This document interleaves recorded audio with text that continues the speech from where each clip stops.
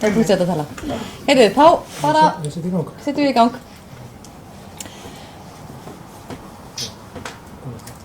Heyrðu, þá býð ég ykkur velkomin á fund bæjarstjórnar Mosfellsbæjar númer 671 og segi fund settan.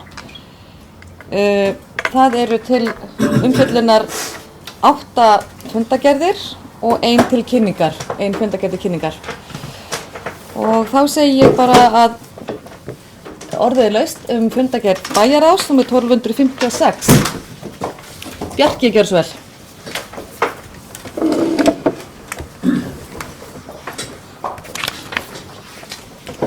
Já, forseti ágætu bæjarfulltrúar, ég kem hér undir fyrsta málið sem hefur titilinn kortlagning stíga og slóða í Mosfellsbæ. Það fylgigagna bréf frá starfshópi sem hefur verið að störfum hér undanfarin misseri. Svona þverpólitískur hópur sem unnið með fólki á umhverfissviði það að kortleggja stíga og slóða fyrst og fremst hér upp á Mosfellsheiði sem liggur að hluta til í landi Mosfellsbæjar, reyndar fleiri sveitarfélaga og við lítum svo á að það sé komið svona ákveðnum tímamótum í þessari vinnu og verði nú ekki farið áfram í að skilgreina einstaka stíga og slóða, gamla þjóðleiðir, línuvegi og það er ekki gamla Þingvallaveginn svo kallaða. Það verði ekki haldið áfram í þeirri vinnu nema að hafa samráð við nágranna sveitarfélögin sem eiga einhvern hluta af heiðinni. Þessi sveitarfélög nú nefnd hérna í bréfinu. Það Bláskógabyggð, Grímsnes og Grafningshreppur, sveitarfélög Ölfus og Kópavogur. Það var á fundi bæjarráðs var það samþykkt með 3 atkvæðum með félagi umhverfissvið að leita eftir samvinnu við nágranna sveitarfélag Mosfellsbæjar, það þessi sveitarfélög sem ég var að nefna, kortlagning og nýtingu stíga og slóða á Mosfellsheiði. Þetta gæti kannski víkkað eða vel tekst til. Við höfum stundum talað gróðurvernd á heiðinni og þetta gæti svona víkkað út á það verkefni hugsanlega. Sjá hvernig það fer en ég bara fagna þessari ákvörðun bæjarráðs og vonandi verður þetta til þess að þessi sveitarfélög sem eiga einhvern part af Mosfellsheiðinni fara að líta á heiðina sem eina landfræðilega og jarðfræðilega heild sem mjög mikilvægt og dyngja með gamalli kunnari eldstöð sem skapaði mér þessa grundvöldu fyrir allri Reykjavík. En fagna þessari niðurstöðu bæjarráðs. Já. Takk fyrir það, Bjarki. Er fleiri sem vilja tjá sig þetta mál eða önnur mál í fundagerðinni? Ef ekki, þá ber ég hann upp til staðfestingar. Þeir sem samþykkja fundagerð bæjarráðs númer 1256. Það staðfesta allir, samþykkt með 9. Þá næst fundagerð bæjarráðs númer 1257 og orðið er laust fundagerðina. Sigrún, gjörðu svo vel.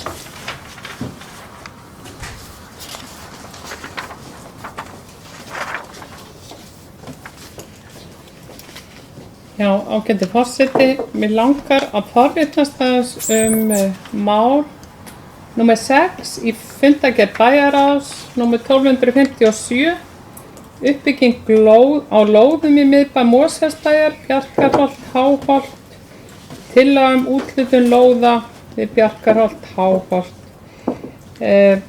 Þarna að ræða úthlutun á lóðum til félag sem heitir Upphafið og ég hef áhuga á því að fá nánari upplýsingar þetta félag vegna þess að það var ekki inn á fundagátti eða ég komst ekki allavega inn á skjalið þetta félag inn á fundagerðinni og var ekki viðstödd þennan bæjarráðsfund.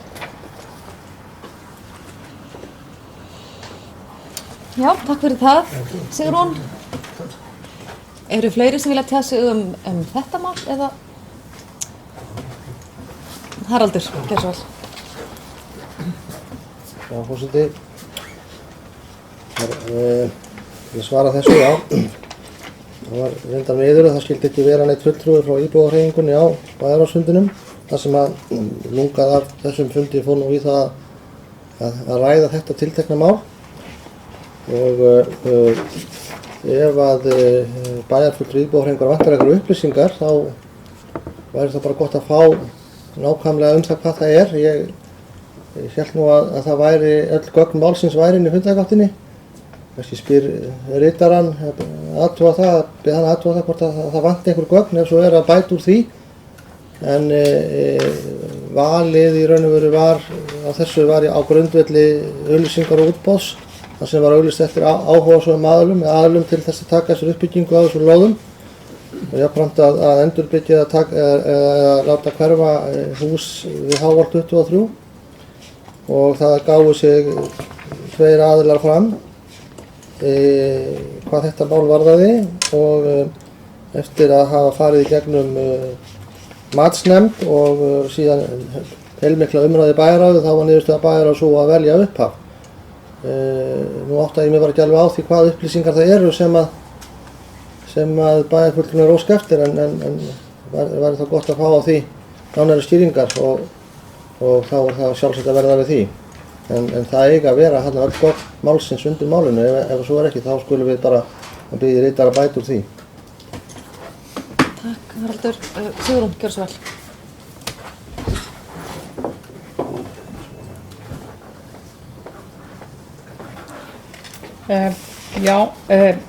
Þær upplýsingar sem að ég hefði áhuga á er að fá sem sagt, nánari deili á þessu félagi, upphafi. Haraldur sagði frá því að upphafi annar af þessum aðilum sem að sótti lóðina, annar aðilinn veit ég að gerði ekki ráð fyrir því að fjarlægja húsið og hinn gerði ráð fyrir því en það voru þá á þeim tímapunkti sem að ég var viðstödd fund í bæjarráði þar sem þetta mál var rætt. Þá var það að hinn tillagan var þannig gerða að það þurfti líka að breyta henni eitthvað og það væri gott að fá aðeins útlisting á því hvort að hvers samkomulagi þið hafið þá komist við upphaf uppbyggingu á lóðum, húsagerð og svo framins. Viltu fá það á þessum fundi eða? Já, það er fint að fá það bara. Haraldur, gjörðu svo vel. Já, forseti, það er reyndar, er þannig að bæjarráð samþykkjar að ganga til samninga við upphaf. Það er ekki búið að gera neitt samning. Það er reyndar fundur við upphaf á morgun, klukkan 2. Og þá verður sest niður með þeim og athugað hvort að það sé ekki flötur á því að ganga til samninga. Við á því að sú tillaga sem að þeir kom með eins og tillaga sem að hinn aðilinn var með var að mati bæjarráðs og ekki fullnægjandi sem skipulag eða uppbyggingartillaga á þessu svæði.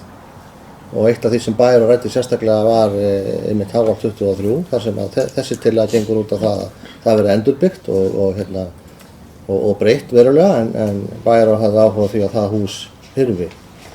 Þannig að ég get svo sem ekkert svarað þessu öðruvísi en það að það er búið að ákveða að ganga til samninga við bæjarráð.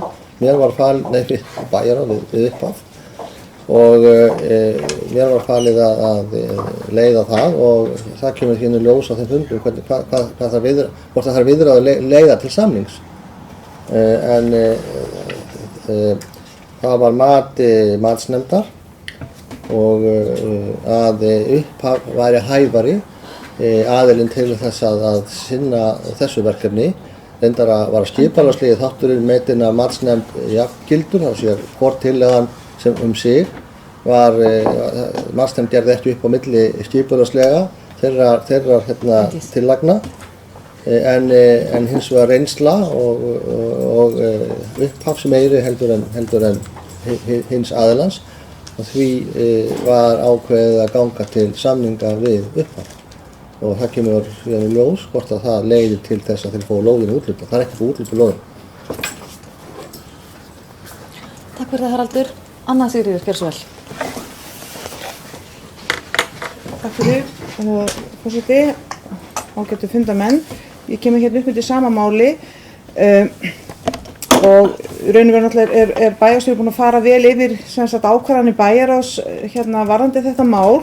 Það er ekki búið útluta lóðinni, það er búið ákveðið að ganga til samninga.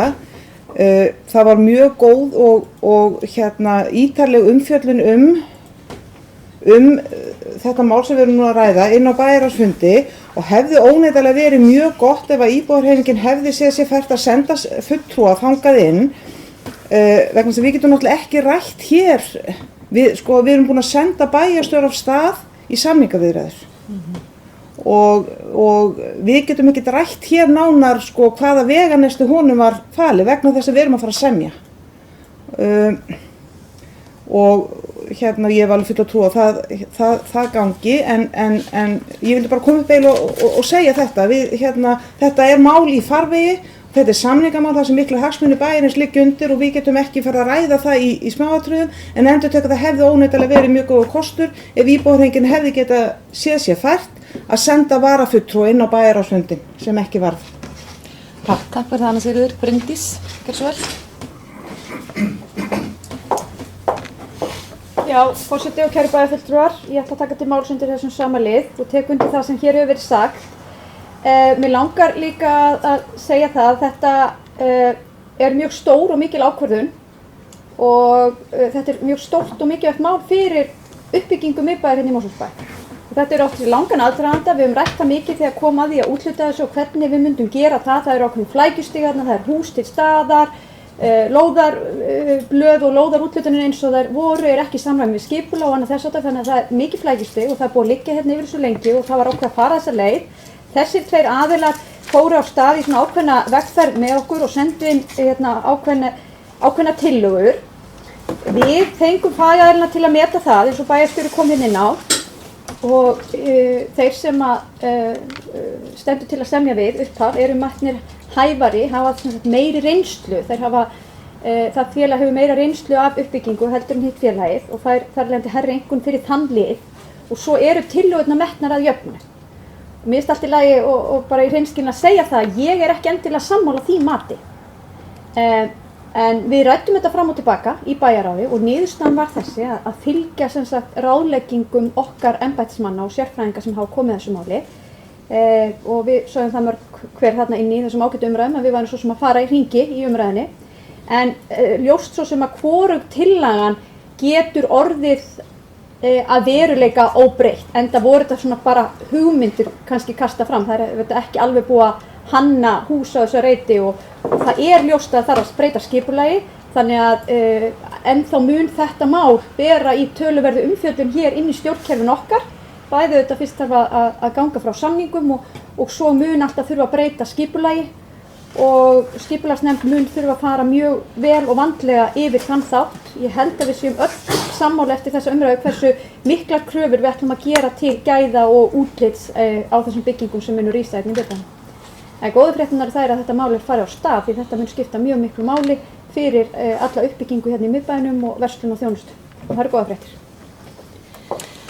Takk fyrir það Bryndís. Það eru fleiri sem verða að tjá sig mál númer 6 í fundargerð bæjarráðs. Ef ekki, þá segi ég umræðinu já, fleiri mál, já, gjörðu svo vel. Bjarki.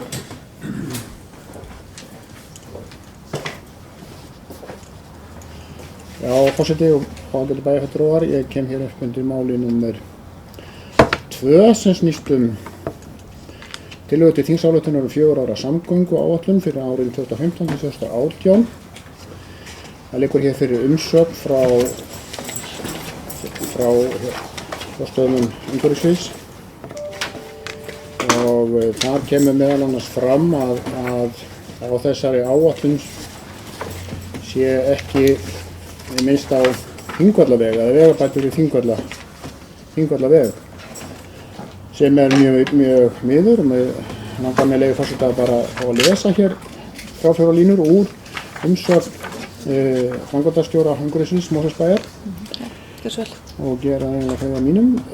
Þá er miður að þær úrbætur sem fyrirhugaðar eru samkvæmt nýju deiliskipulagi Þingvallavegar sem unnið hefur verið í samstarfi við Vegagerðina og eiga að bæta öryggi íbúa Mosfellsdals lækka hraða og auðvelda tengingar innan dalsins sjást enn ekki inni í samgönguáætlun. En svo hér kemur fram þá er verið að vinna þessu máli á skipulagsstigi en svo kemur náttúrulega að framkvæmdastigi og vonbráðar og þá þarf náttúrulega að vera fjármagn til þess að hægt sé að ráðast í sjálf framkvæmdirnar en ég vil vekja athygli á þessu að það er miður að þetta skuli ekki vera inni á áætlun fyrir þessi ár. Já, tek undir það. Fleiri sem vilja tjá sig fundargerð bæjarráðs? Ef ekki, þá ber ég hana fram til staðfestingar. Þeir sem samþykkja fundargerð bæjarráðs, hún er samþykkt með 9. Þá er komið að fundargerð fræðslunefndar. Fræðslunefndarfundur nr. 322. Orðið er laust fundargerðina.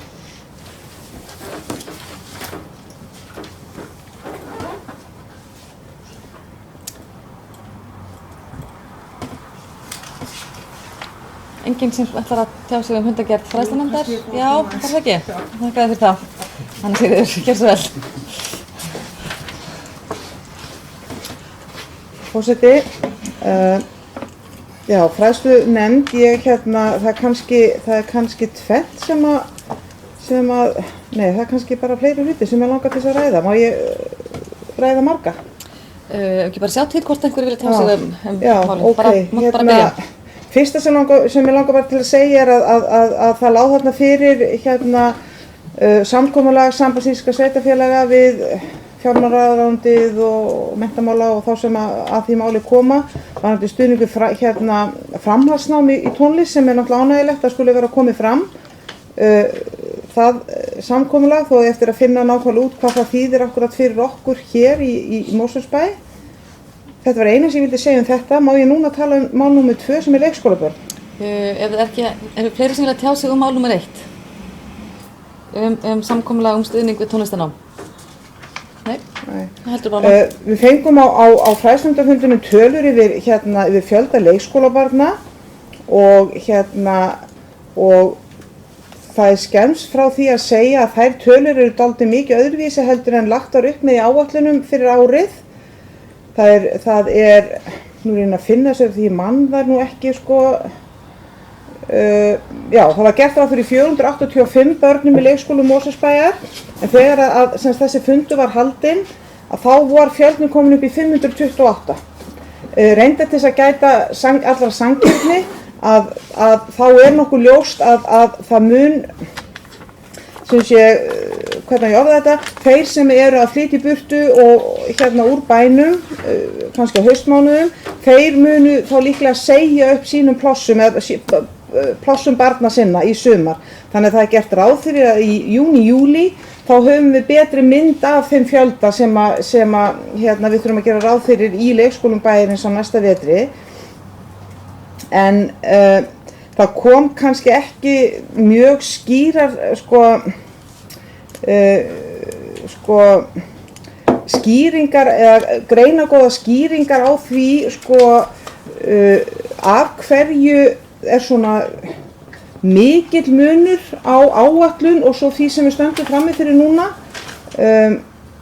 Það er eins og mann grunar kannski að skapalónið sem er notað það sé kannski aðeins ekki alveg að virka í því ástandi sem við búum í núna sem er uppbygging á 2 stórum svæðum í bænum.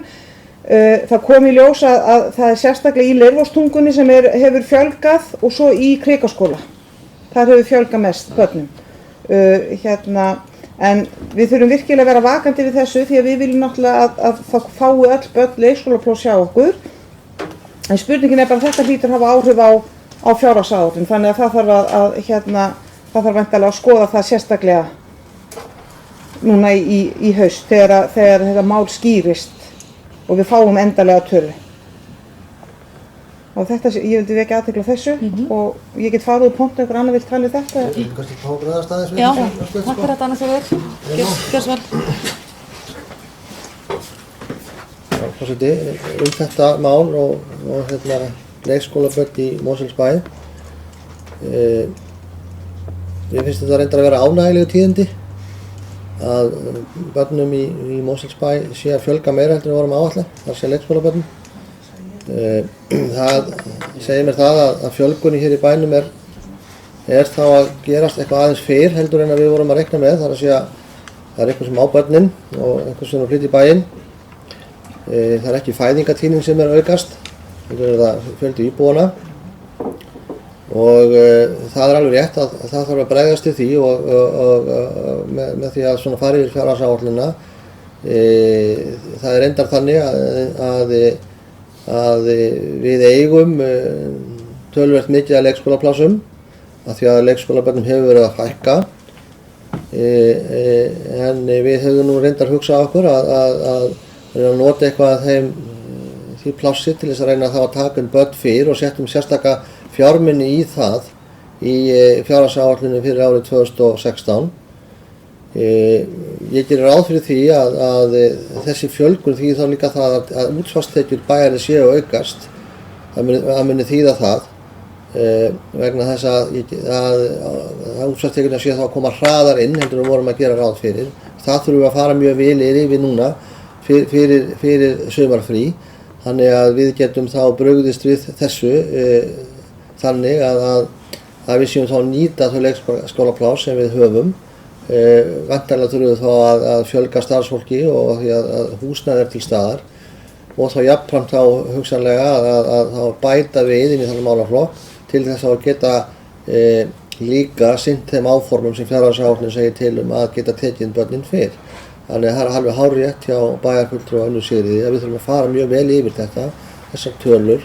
Mér er sagt að þetta sé svona milli 40, menn telja þetta verði svona milli 40 og 50 leikskólabörnum fleira heldur en menn voru að reikna með. Það er að segja þegar búið að taka til þess að þeir sem eru að flytja í burtu er kannski ekki búin að segja sig frá plássunum. Það er svona svo áætlun sem er að ganga út frá og þá þurfum við að fara yfir það mitt. Það er mæntanlega tíðið þá bæði náttúrulega meiri tekjur inn í leikskólana, það er að segja sem leikskóla, sem þáttöku leikskólabarnanna í kostnaði og svo líka meiri útsvarstekjur. Ger ég ráð fyrir þetta þurfum við að fara yfir og þá að bregðast við því í áætlunum okkar þegar að því er lokið, en það er sú vinna þá er fast að ganga núna. Takk fyrir það Haraldur. Anna Sigríður, gjörðu svo vel.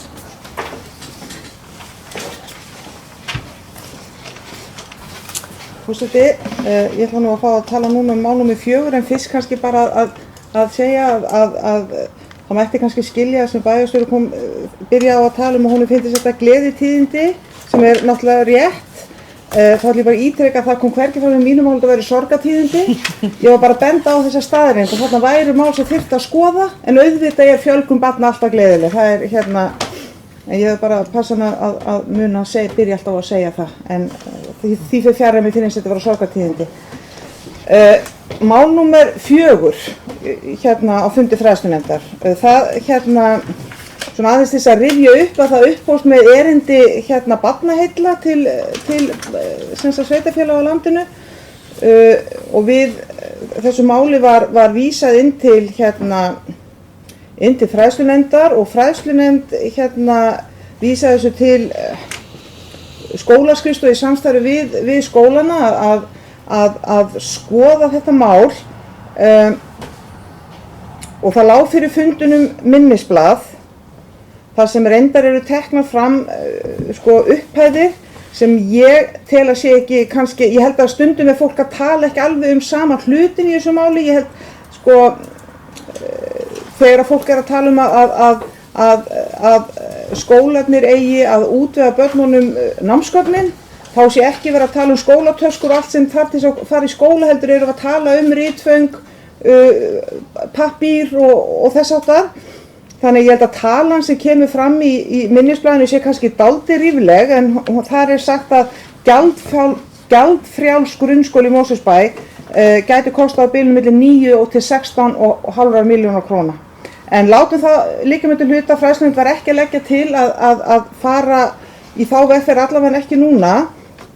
En það urðu miklar umræður þetta mál inn á fundinum og það er vitað að minnst okkur eitt sveitarfélag hefur farið þessa leið að skólinn sjálfur sér um innkaupin og skaffar börnunum námsgögnin og það er Ísafjörður og mér skildist á starfsmönnum skólaskrifstofum sem voru á þessum fundi að þau myndu fara í að kanna sem sagt hver kostnaðurinn þar hefur verið. En þetta má nefnilega snýst fleira en bara akkúrat beinharða peninga og aðstöðu mjög krakka. Þetta líka umhverfismál og það voru allir sammála það inn á þessum fundi að það náttúrulega eitt af hlutverkum skólans líka að kenna börnunum umhverfis hugsun og efla þau í að horfa alltaf til umhverfisverndar sjónarmiða í sínu lífi. Og ég held að sé bara sérstaklega mikilvægt að skólinn taki vel á þessu máli og það höfðu farið fram fundir á vegum skólana eða í samtala á milli skrifstofunar og skólanu þetta mál og það greinilega fullur vilji hjá skólanum að í fyrsta lagi að reyna að lækka kostnaðinn sem foreldrarnir eða fjölskyldurnar bera af grunnskólagöngu barnanna og svo hinn hliðin á peningnum að minnka sóunina því sóunin alveg gríðarleg og það bara og við erum svo ansi heppin að það eru mjög margir kennarar sem sitja við borðið í fræðslunefndinni og það var eitt nefnilega sem kom fram mjög sterkt frá held ég þeim öllum sem voru þarna inni að bara það að skólarnir hætti að láta gagnalistan sinna haustin heita innkaupalista. Því að fólk bara svo hlýðið, það þarf innkaupalista og þá fer og gerir innkaup samkvæmt listanum og ef bara listin heitir eitthvað annað og svo náttúrulega þarf að raða inn á þannig að það sé ekki verið að setja allt og mikið af gögnum sem á að kaupa þar. Önnur hugmynd var að það væru inn í skólastofunum Mér skilst að það sé mjög regluleg upplifun kennara að það vantar límstift í janúar og kannski strokleður í mars að svona hlutir séu bara til inn í skólanum og það sé og þá getum við bara verið að nota strokleðin þangað til þau eru búin skiljið og límstiftið þangað til það er búið og ekki vera að henda alltaf heilum og hálfum pökkum að þessu. En allavega ég áskil mér rétt og ég ekkert áskilja mér rétt, það voru allir sammála það í nefndinni, ég ætla ekki að fara að gera minn hluti því eitthvað meira heldur en annara, en það var bara svona almennur áhuga á því að fylgja þessu máli eftir og líka umhverfismálum þá almennt innan grunnskólann í bænum og það ætlum við, ef ég má með leyfi forseta, bara nefna það hér að fræðslunefnd ætlar að taka það á dagskrá hjá sér með haustinu svona fara yfir hvernig umhverfisstefnu, grannfána verkefni og hvað þetta heitir í skólunum sem að ég held að sé bara mjög gott en þetta allavega svona komið af stað þetta verkefni aðeins að reyna að ná utanum allavega þá sóun sem að við vitum öll sem höfum átt börn í grunnskólum fólgin í of miklum innkaupum skólagagna. Takk fyrir þetta Anna Sigríður. Það ræðum fyrirverandi innkaupalista, mjög gott. Orðið ennþá, fyrir Bryndís Gjörsvel, úrstundar. Já, forseti, mér langaði einmitt að taka til máls undir þessum sama lið og þakka fræðslunefnd sérstaklega fyrir að setja þetta mál aftur á dagskrá hjá sér. Það var nefnilega þannig að 3. september árið 2015 3. september síðastliðinn, þá tókum við þetta fyrir í bæjarráði og þá bar erindi nafnið innkaup á skólavörum þar sem bæjarráð óskaði þá eftir því við fræðslunefnd að farið verði yfir hvernig staðið á innkaupalistum hjá grunnskólum bæjarins og sérstaklega verði horft til hagkvæmnis og umhverfissjónarmiða. Einnig verði ályktun barnaheilla send nefndinni en hún var einmitt að berast á þessum tíma.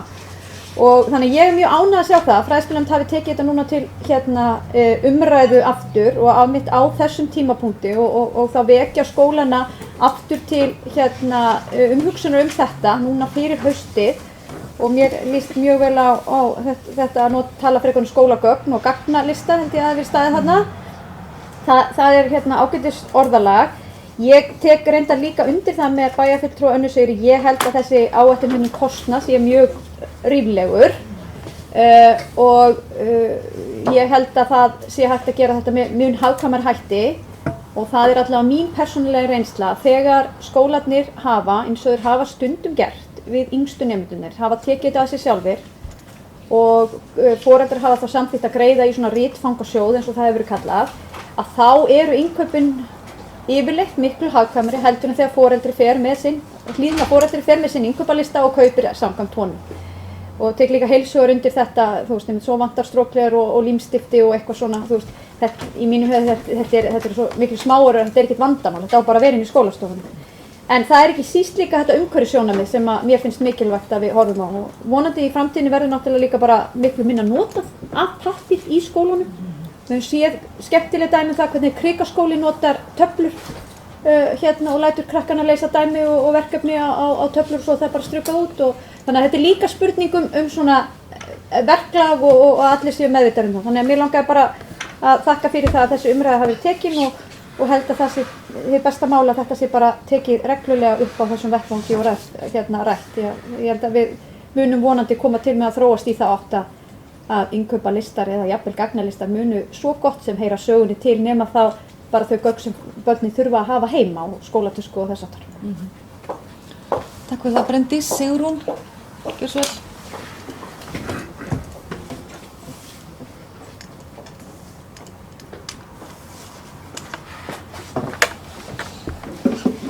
Já, ágæti forseti, ég kem hér fram undir sama máli innkaup á skólavörum. Ég verð að segja það þegar ég las minnisblaðið þá varð ég fyrir svolítlum vonbrigðum af því að þegar við töluðum þetta fyrir margt löngu þá vorum við svo ákveðin í því að það þyrfti endilega að draga úr þessari sóun og stuðla vistvænum innkaupum og svo framvegis í skólunum með því að virkja skólana sjálfa í að kaupa inn skólavörur eða jafnvel gera það þannig. Mér fannst svolítið slegja á það í þessu minnisblaði og eins og fram hefur komið þessi upphæð ansi há, allt upp í 15.000 krónur. Reyndar eru þessi innkaup mjög dýr og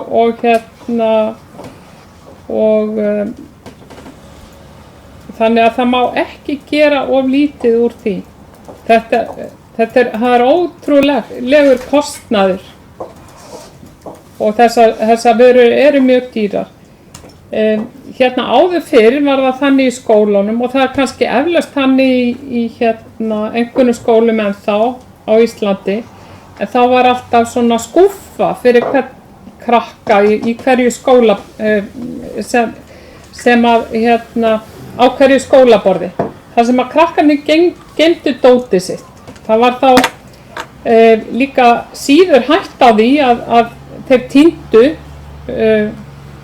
blýantunum sínum og stróklerinu og yddurunum og svo framvegis og það væri kannski ekki vitlaust að innleiða slíkt í skólana ennþá. Það er reyndar í skólanum reyndar skápur fyrir krakkana en það væri mjög þarft allavega að gefa svona skýrari yfirlýsingu heldur en að ætla bara að hvetja fólk til að kaupa minna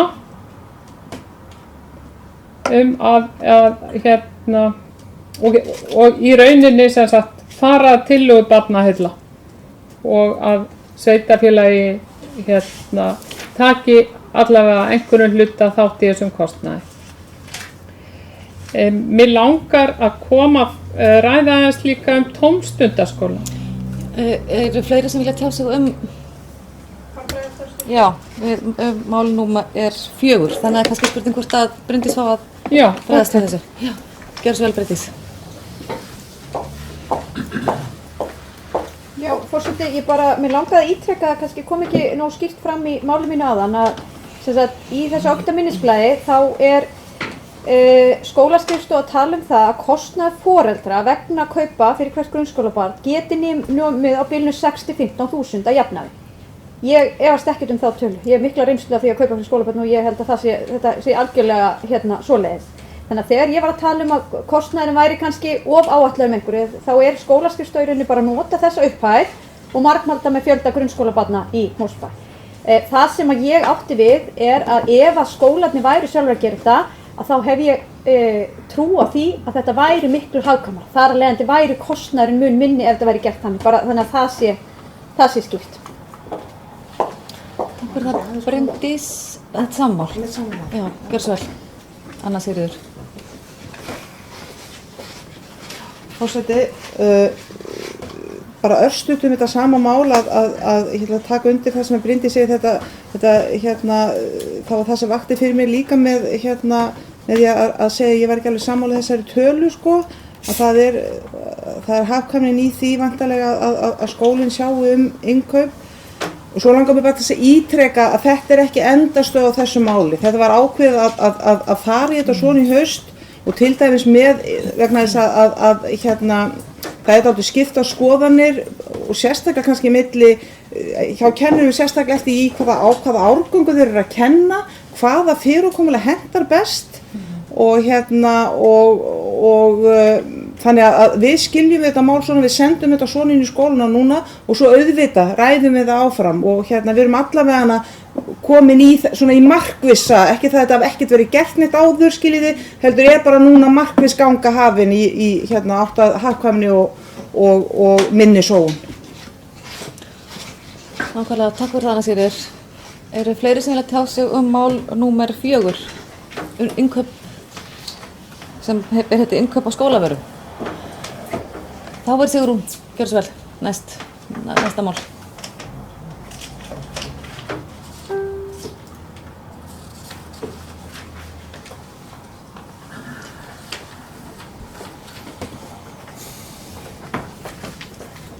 Já, ágæti forseti, ég kem hér fram undir máli númer 3, það er tómstundaskólinn í Mosfellsbæ, óskum viðræðu vegna starfsemi tómstundaskólans. Þetta mál áreindar að fer reyndar til framkvæmdastjóra fræðslusins, en mér langar bara að segja að mér finnst mjög jákvætt ef að tómstundaskólinn fer aftur á stað hérna í Mosfellsbæ. Það var hægt stuðningi við hann í tengslu við hrunið og ég veit að mjög margir foreldrar og sérstaklega krakkar sem nutu námskeiðana hjá tómstundaskólanum, þau voru mjög sár yfir því hvað úrvalið af námskeiðum, af sumarnámskeiðum hérna í Mosfellsbæ varð miklu fátæklegra leið og þessi skóli var aflagður.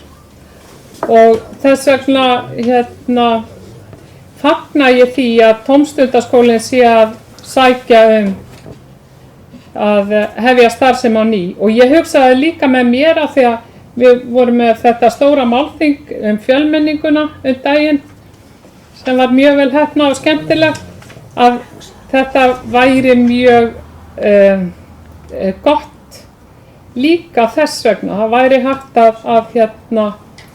hvetja tómstundaskóla jafnvel til þess að taka eitthvað þátt í því og það er kannski líka bara hugmyndin með allri þessari tungumálakennslu að gera eitthvað fyrir útlendingana hérna í Mosfellsbæ. Já, takk fyrir það Sigrún. Það eru fleiri sem vilja tjá sig þetta mál. Gjör svo vel, Bryndís.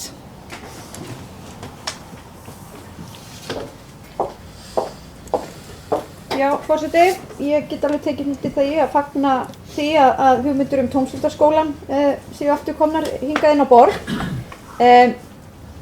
Ég stóð nú reyndar í þeirri meiningu að tómstundaskólinn hefði fyrst og fremst verið með námskeið fyrir fullorðið fólk, en það er reyndar rétt að þau voru þetta líka með einhver fyrir börn, en við höfum með svona sérstaka potta í kringum barna- og ungmennastarf. Þannig að mér finnst það það er undir aðeins öðrum reglum og öðrum hatti. Það er alltaf hægt að ræða það svo velta fyrir sér hvort að við eigum að setja mikið fjármagn í tómstundir fullorðins fólks.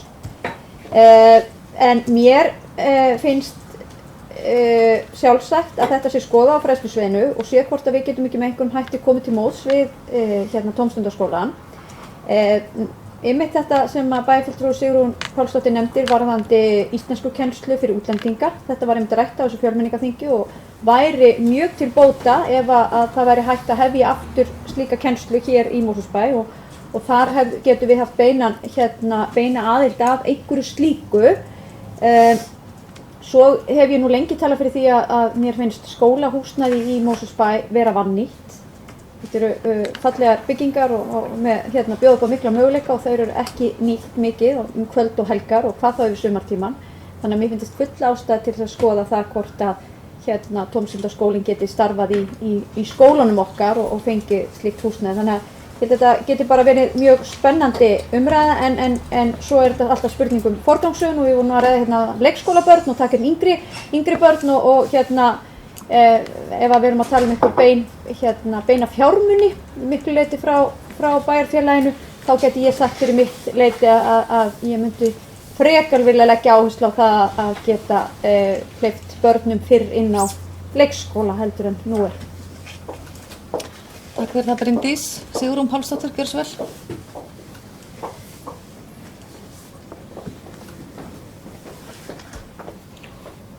Já, ágæti forseti, mér langar bara að minna á það að Mosfellsbær, hann tekur aldeilis duglega þátt í því að styrkja tómstundastarf fullorðinna í Mosfellsbæ. Hér eru mjög stór félög sem að fá mikla peninga frá Mosfellsbæ eins og golfklúbburinn, hestamannafélagið, hinn og þessi félagskapur sem fær, björgunarsveitin, og svo framvegis sem að fá mjög álitlegar upphæðir frá Mosfellsbæ þannig að ég held en reyndar, mér langar að ítreka það og ég tók það líka fram í máli mínu áðan, ég veit að tómstundaskólinn stóð fyrir mjög góðum námskeiðum fyrir börn á sumrin í Mosfellsbæ og ég veit að það fannst mörgum mjög sárt þegar að þau þurftu að hætta leggja niður laupana meðal annars vegna þess að þau fengi ekki lengur styrk frá Mosfellsbæ og þess vegna tiltók ég það sérstaklega í máli mínu áðan og eins þetta með útlendingana, mér finnst það alveg sérstaklega brýnt. Svo maður ræða hitt. Já, takk fyrir það Sigrún. Bryndís, gjörðu svo vel. Já, forseti afturvarandi þetta. Ég tek undir það og mér finnst mjög mikilvægt að við getum boðið hér upp á fjölbreytt og góð námskeið fyrir börn og ungmenni á sumrin. Varðandi það þegar tómstundaskólinn hætti þá held ég að það hefði nú bara verið sameiginleg ákvörðun bæjarins og þess sem að hélt utan þann skóla á þeim tíma. En ekkert ástæða til þess að fara í miklar umræður það því við tökum það svo reglulega hér. En við erum auðvitað fyrst og fremst með skattfé að styrkja börn og ungmenni til íþrótta- og æskulýðsstarfa enda ber okkur ákveðin lagaleg skylda til þess. Fjármunir sem að renna í félög eins og bæjarfulltrúi Sigrún Pálsdóttir nefndi, hestamannafélagið og golfklúbbinn út af það var nefnt sérstaklega, þá hafa fjármunir fyrst og fremst verið í að styrkja fjárfestingar og uppbyggingu húsnæði þessara félaga. Og það tekið undir það með varðandi tómstundaskólan, það væri algjörlega hægt að horfa á það að bærinn myndi styrkja slíkt með einmitt húsnæði. Sama má náttúrulega segja afturheldingu, það er sveitarfélagi veitir afturheldingu ríkulega styrki í formi þess að láta undir húsnæði og mannvirki fyrir þá starfsemi, en fjármunir eru fyrst og fremst að renna í barna- og unglingastarf. Rétt, takk fyrir það Bryndís. Það eru fleiri sem vilja tjá sig um þetta mál, tómstundaskólann. Ef ekki, þá eru fleiri sem vilja tjá sig eitthvað fundargerð fræðslunefndar. Ef ekki, þá legg ég hana fram til staðfestingar. Þeir sem staðfesta fundargerð fræðslunefndar, það eru 9. Þá erum við komin að næstu nefnd sem er þá væntanlega fræðslunefndin allra íþrótta- og tómstundanefnd. Fundur númer 199. Orðið er laust fundagerðina. Ólafur, gjörðu svo vel.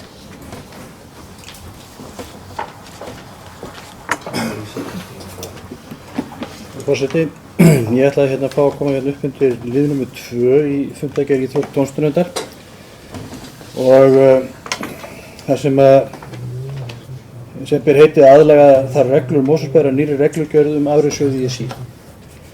Ég ætla eiginlega bara að byrja á því fyrir hönd nefndarinnar þar sem ég er nú nefndarmaður í henni að biðjast bara afsökunar. Þannig vildi til að í þessu að þegar þetta mál var til umræðu í nefndinni að þá var það einhver misskilningur bæði með gögn og þær upplýsingar og hvernig var unnið úr þeim gögnum sem að ollu því að það og þetta kom í ljós eftir fundin þannig að þetta var ekki hægt að breyta þessu fyrir þennan fund en að beiðni formans og sem vantilega með vilja nefndarmanna sem að hann hefur haft samband við og ég reikna með það séu allir að þá myndi ég vilja leggja til að þessu máli verði vísað aftur til nefndarinnar til frekari úrvinnslu og ég svo sem ætla ekki að fara tíundan eitt í smáatriðum í hverju þessi misskilningur lá en það sem var verið átt að gera og hérna meginefni var að það er að Mosfellsbær hefur í mannrétt var ekki 2013 að þá setti Mosfellsbær sér reglur það sem að til þess að styrkja afreksíþróttafólk sem að fékk styrki sem var styrkt sérstaklega voru afreksjóði ISÍ. Þær reglur afreksjóði ISÍ breyttust nýlega og því þurfti að uppfæra okkar reglur vegna þess að þær tengjast þessari reglugerð afreksjóði ISÍ. Og ég mun því auðmjúklega að leggja fram því á tillögu hér að þessu máli verði bara vísað aftur til nefndarinnar. Takk fyrir. Já, takk fyrir það Ólafur. Afgreiðum við það núna eða leggjum við það tillögu bara fram? Já, þetta er bara dagskrártillaga sem Er það ekki? afgreiði hér og nú. Er það ekki? Hvað? Er einhver fleiri vilja ræða? Já, er ykkur fleiri sem vilja tjá sig um þetta mál íþrótta- og tómstundanefndar? Þá ber ég fram þessa tillögu frá fulltrúa í íþrótta- og tómstundanefnd að Ólafi að leggja að þetta mál fari aftur til nefndarinnar til frekari umræðu. Þeir sem samþykja það, vinsamlega skeiðmerki, það er samþykkt með 9 atkvæðum. Orðið er ennþá laust fundagerð íþrótta- og tómstundanefndar. Fleiri sem vilja tjá sig fundagerðina? Ef ekki, þá ber ég hana fram til staðfestingar. Þeir sem staðfesta fundagerð íþrótta- og tómstundanefndar gefur merki.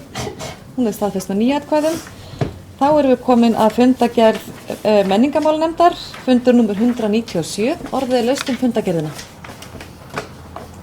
Menningarmálum? Já, ok. Anna Sigríður? Nei, hún er ekki búin að... Já, gjör svo vel, Anna Sigríður.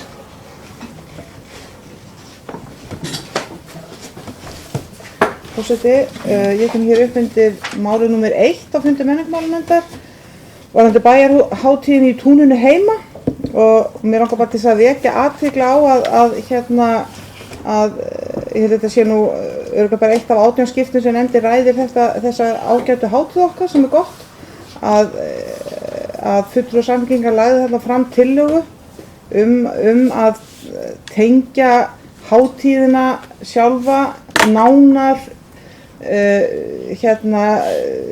lífi og störfum Nóbelsskáldsins sjálfs en við hátíðin alltaf dregur nafn af einn af minningabókum hans og ég sé nú það hefur ekki verið greidd nein atkvæði þessa tillögu sem er bara hið besta mál en það er greinilegt að henni var vel tekið og hún var sett inn í þetta undirbúningsteymi sem er að starfa því að undirbúa bæjarhátíðina og þannig eru nefnd nokkuð dæmi, svona skemmtileg dæmi sem væri hægt að eða hvað ég segja, kannski ekki rétt að segja atburðir en svona atrið sem getur verið að dagskrá á bæjarhátíðin okkar og ég vildi fyrst alveg bara draga athygli bæjarfulltrúa að þessu og fagna því að svona gott samstarf skuli verið í nefndinni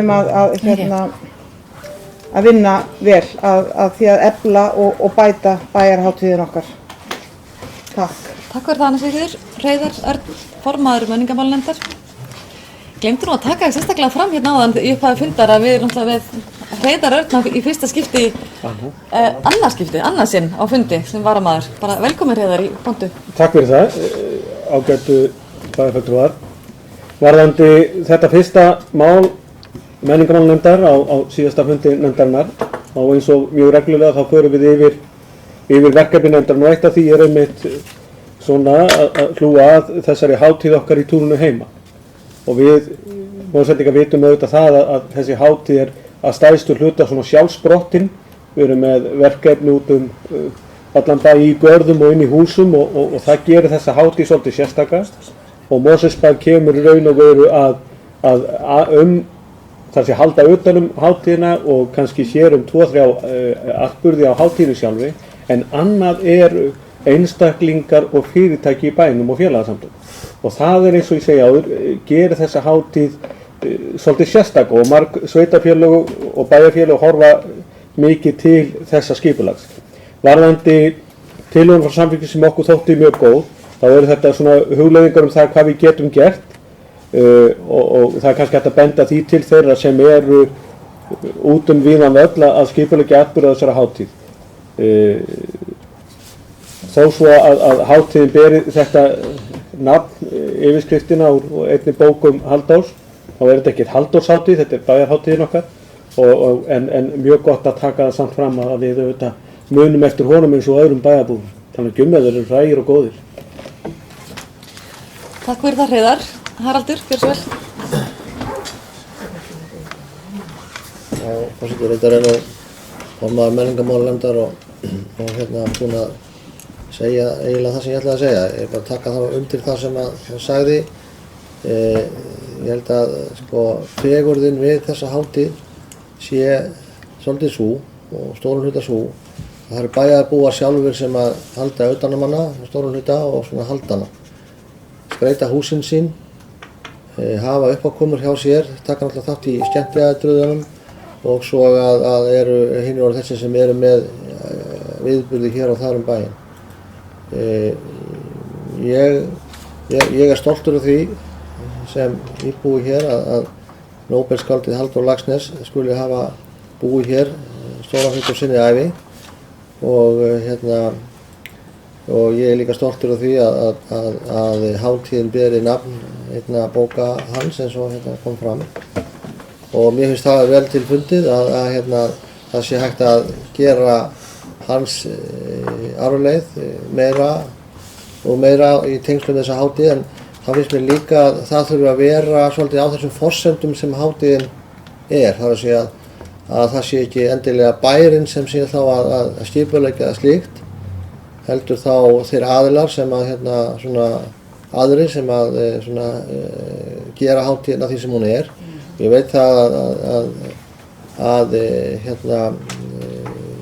forstöðumanni Gljúfrasteins hefur verið send til dæmis þessi hugmynd, þessi tillaga Samfylkingarinnar, og ég held að það væri kannski leiðin til þess að nálgast málið, að Gljúfrasteinn sé þá á safni Gljúfrasteinn, sé það kannski meiri og svona sýnilegri þáttakandi í hátíðinni með einum öðrum hætti. Ég er sammála því sem kom fram hjá formanni menningarmálanefndar að það er horft að mörgum öfundaraugum að þessu hátíð, sérstaklega vegna þess hvernig uppleggið er og að hún sé svona sjálfsprottin eins og raun ber vitni, og að sé að sjálfsögðu ákveðnir stórir atburðir sem bærinn heldur utan um eins og tónleikarnir hér á torginu og kvöldið, föstudagskvöldið, það sem að hefur verið niður í Álafossgoss að stórum hluta. Takk fyrir það Haraldur. Getum við Sigrún, gjör svo vel, næst.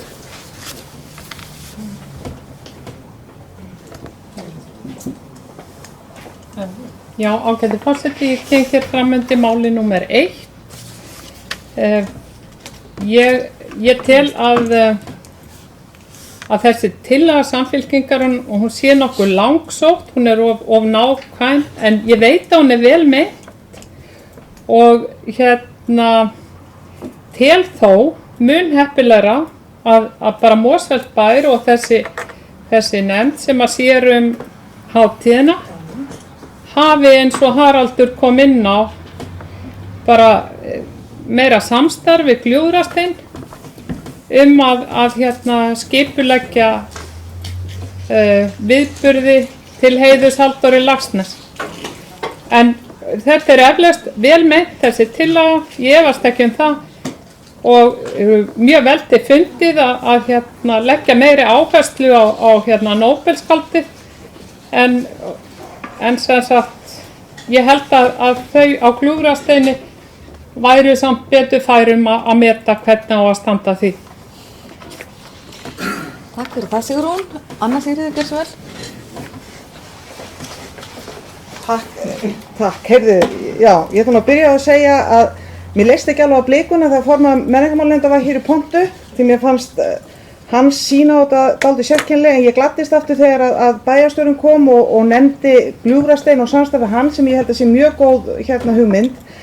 Varðandi það hvort þessi tillaga sé langsótt, ég veit ekki hvað ég á að segja það því að mér finnst það svo frámunalega furðuleg framsetning.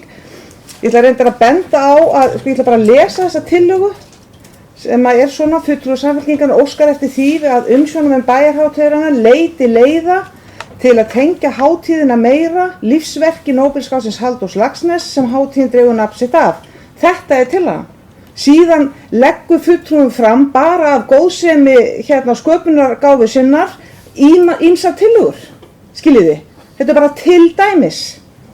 Og ef að fólk vil leggja í það að þetta sé einhvers konar tæmandi listi eða endanlega tillögur þá get ég ekkert átt við það hjá fólki. Þá verður fólk bara að hafa þá langsóttu túlkun á því en ég ætla bara að endurtaka, ég held að sé mjög góð hugmynd einmitt að fá Gljúfrastein inn í þetta mál það snýst málið og auðvitað eigum að muna eftir öllum íbúum Mosfellsbæjar eins og formaður menningarmálanefndar sagði hér áðan en Halldór Laxness var ekkert bara einhver íbúum Mosfellsbæjar.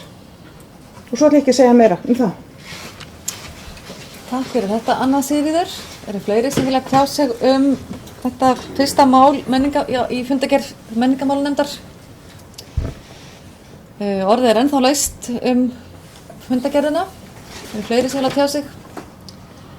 Ef ekki, að þá ber ég fram fundargerðina til staðfestingar, þeir sem staðfesta fundargerð menningarmálanefndar gefa merki og það eru 9. Þá höldum við áfram með næstu fundargerð og það er fundargerð skipulagsnefndar númer 412 og orðið er laust fundargerðina. Bryndís Haraldsdóttir, gjörðu svo vel.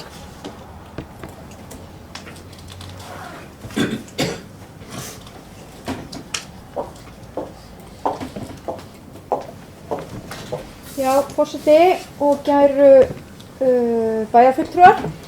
Mér langaði aðeins að taka til máls undir lið númer 1 í fundargerð skipulagsnefndar sem ber heitið ósk skipulagningu lóðar í landi Sólheima við Hólmsheiði.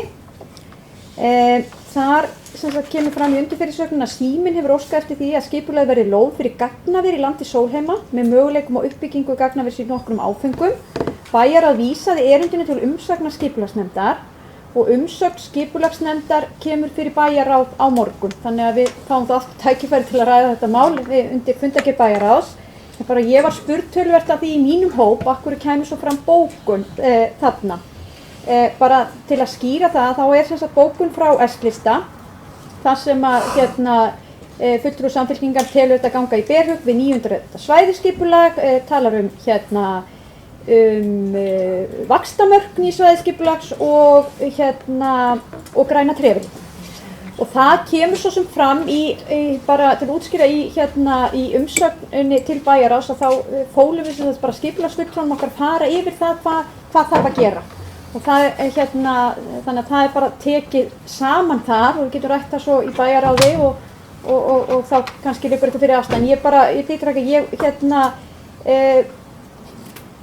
Ég kom því til skila við fulltrúa Samfylkingarinnar inn í nefndinni að umsögnin okkar yrði lokuð og færin í bæjarráð eins og gengur yfirleitt með umsagnir en hann óskaði engu að síður eftir því að þessi afstaða yrði bókuð hér. Þannig að þá liggur fyrir allavega afstaða fulltrúa Samfylkingarinn í skipulagsnefnd þar sem að hann er ekki jákvæður fyrir þessu máli.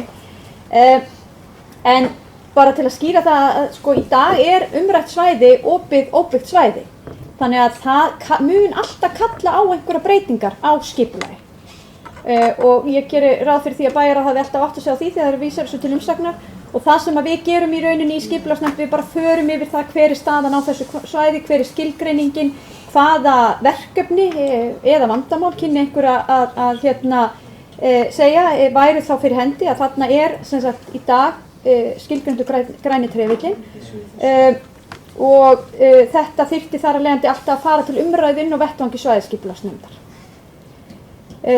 Ég fyrir mitt leyti bara svolítið spennt fyrir þessu verkefni og mér finnst að við ættum gjarnan að skoða þetta frekar og það kannski ekki allir átta sig á því hvar þetta en þetta rétt við Hólmsheiðina og rétt við sem sagt, svæði Reykjavíkurborgar, það sem Reykjavíkurborg að skipuleggja iðnaðarsvæði og meðal annars fangelsi þar í mikilli uppbyggingu á því svæði.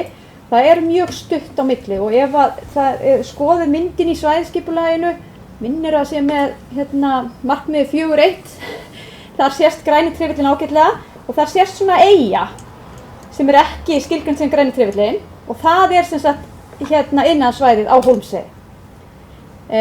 Vegna þess að það hefur staðið til í töluverðan tíma þetta svæði, þannig að þá hefur Reykjavíkurborg ákveðið það í sínu aðalskipulagi að græni trefillinn sé bara allt liggjandi en ekki nákvæmlega á þessu svæði þar sem að þeir ætluðu sér að byggja upp þessa starfsemi.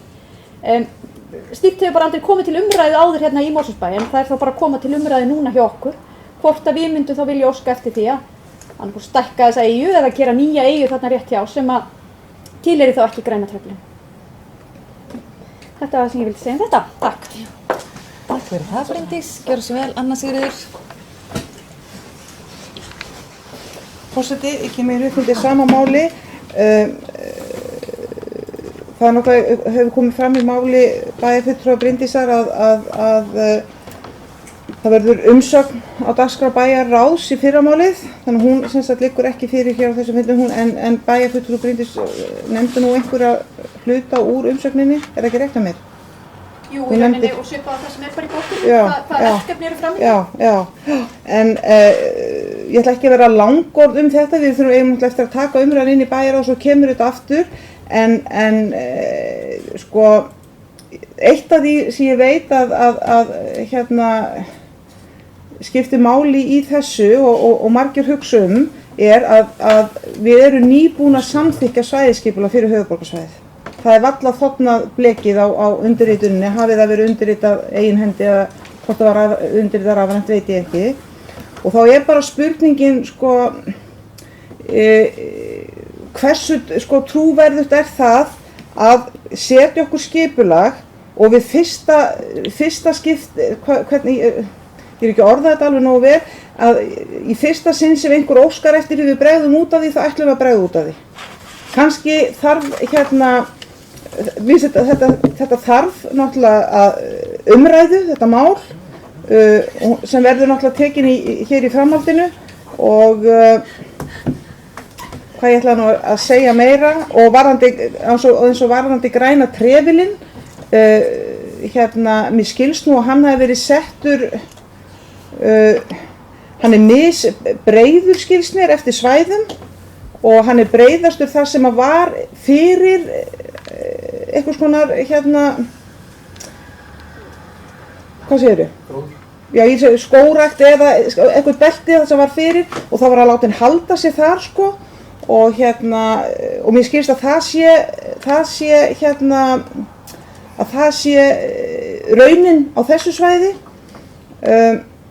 en hvað sem því líður þá held ég að við ættum að skoða þetta mjög vel og ef við erum eins og ég segi, sko ég hallast að því ef við erum að setja okkur eins og þarna vaxtarmörk að þá þurfi að liggja fyrir mjög ríkir hagsmunir bæjarins,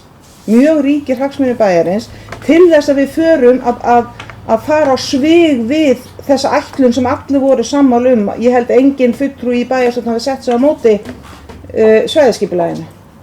En auðvitað eru hugsanleg tilfelli þar sem að hagsmunir bæjarins, og þá er ég að tala um að það getur verið allskyns hagsmunir, það getur verið peningalegir hagsmunir, það getur verið umhverfisverndar hagsmunir, það getur verið ýmsir hagsmunir, en þetta verðum við bara að skoða. Takk. Takk fyrir það, Anna Sigríður. Sigrún Pálsdóttir, gjörðu svo vel.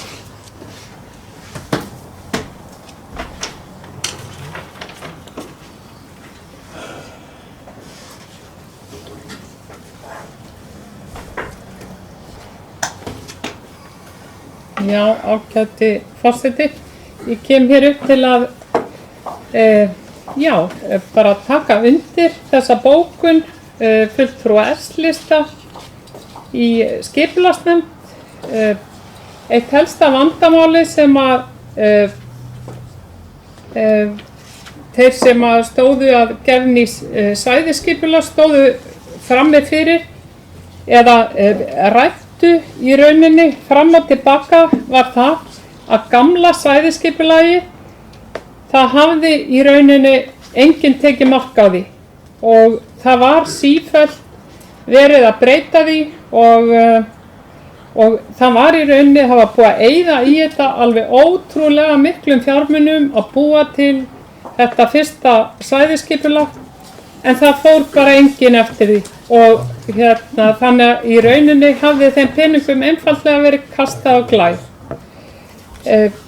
Og ef að við ætlum að fara að endurtaka þennan leik núna að síðast var það vatnsverndarsvæðið sem við vorum að ræða hérna og nú er það þetta sem er að koma inn á, sem líkir inn á vatnsverndarsvæði, þá fer þetta blessaða svæðisskipulag fyrir lítið ef við höldum áfram að vinna svona. Ég geri hins vegar verulegar athugasemdir við þá tillögu fulltrúa S-lista að flytja gagnaverið niður á Tungumela. Það er náttúrulega bara íþróttasvæði fyrir krakkan okkar, það er líka langt í burtu frá svona rafmagnslínukerfinu okkar.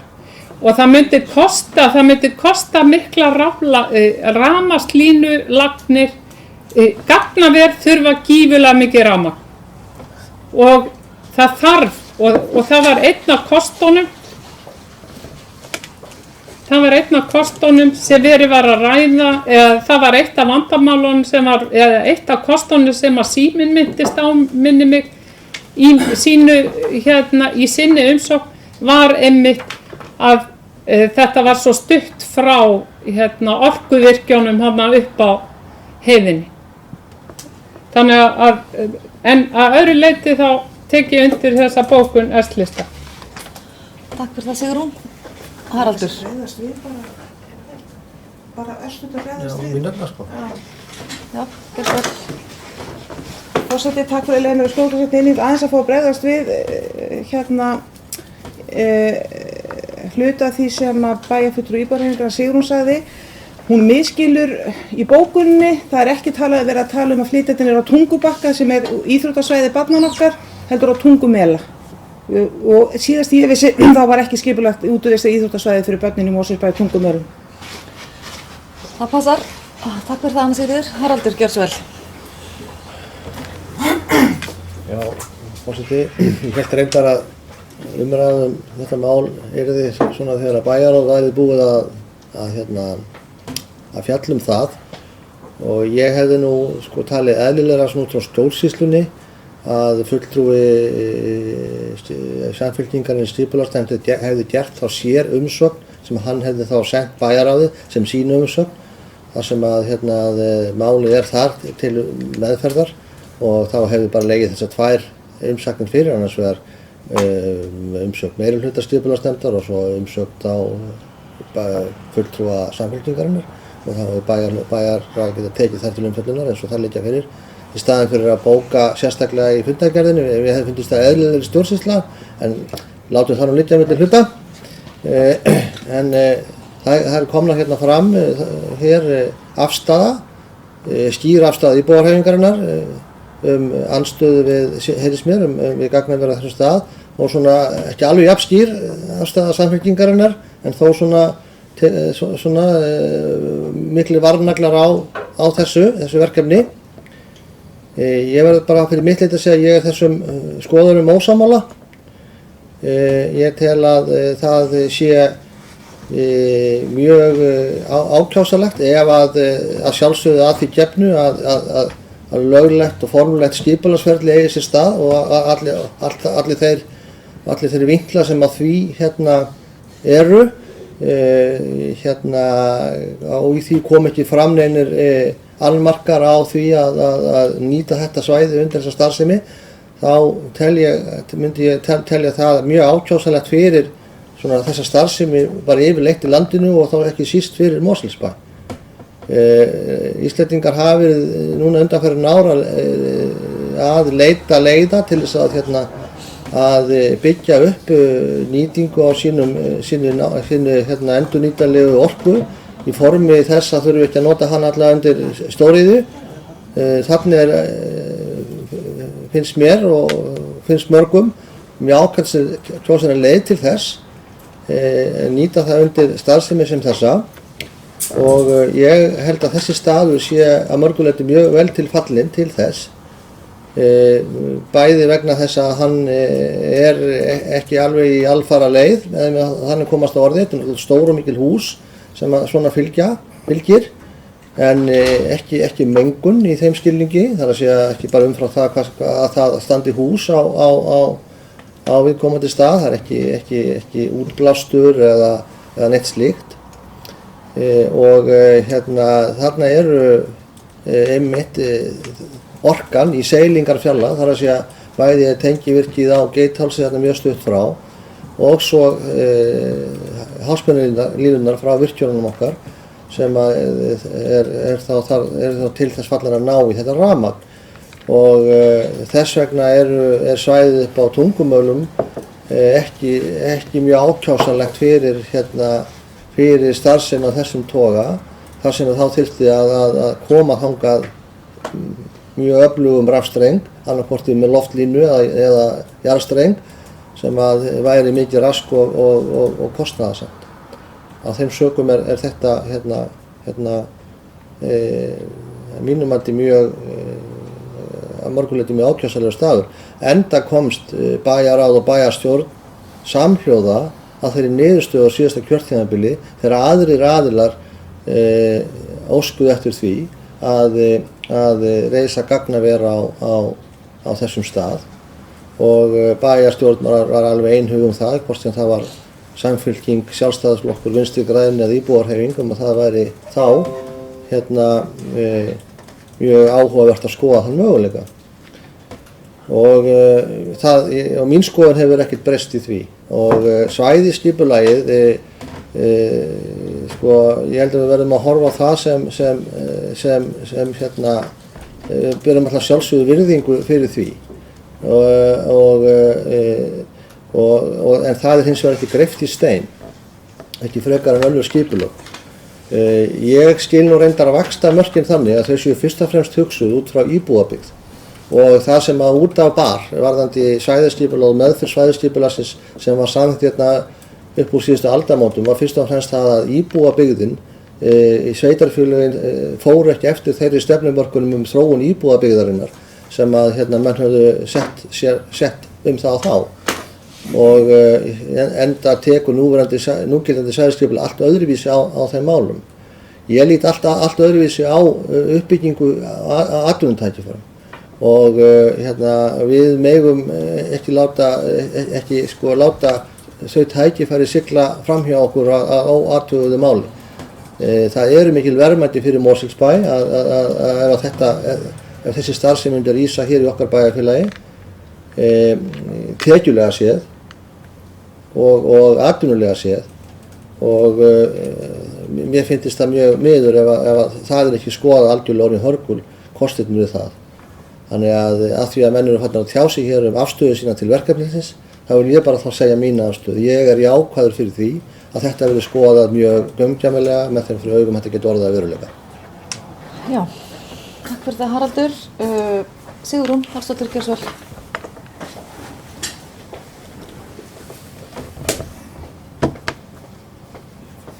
Já, ágæti forseti. mér finnst svolítið mikil oftulkun hjá okkar ágæta bæjarstjóra Haraldi Sverrissyni að halda því fram að íbúahreyfingin sé á móti þessu verkefni. Íbúahreyfingin mjög hlynnt þessu verkefni, en við þurfum að finna rétta staðinn fyrir svona gagnaver. Við þurfum að gæta þess að vera ekki að byggja svona inn á vatnsverndarsvæðin. Þarna stærsta vatnsverndarsvæði landsins og mikilvægasta. Þarna öll höfuðborgin með sitt vatnsverndarsvæði. Þarna líka ótrúlega mikil náttúrufegurð á þessu svæði. Þarna heiðmörkin rétt hjá, þarna Elliðavatnið. Við þurfum að vanda okkur þegar að kemur að því að velja svona starfsemi stað.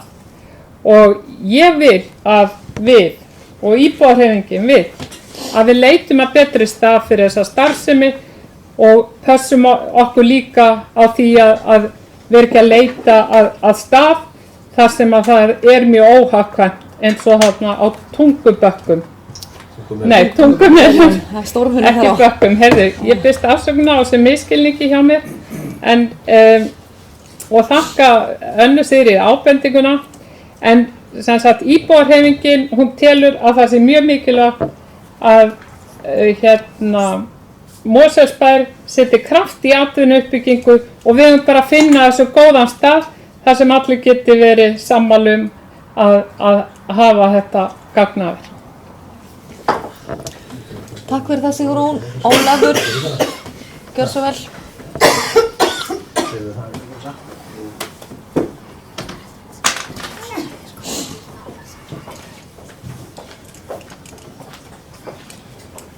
Forseti, ég vil kannski aðeins að bæjarstjóri minntist hér á hvað hefði verið samþykkt menn verið sammála á síðasta kjörtímabili og vil bara minna þá að þá var ekki búið að samþykkja þetta svæðisskipulag sem nú í gildi. Þannig að það allt aðrar forsendur gagnvart því.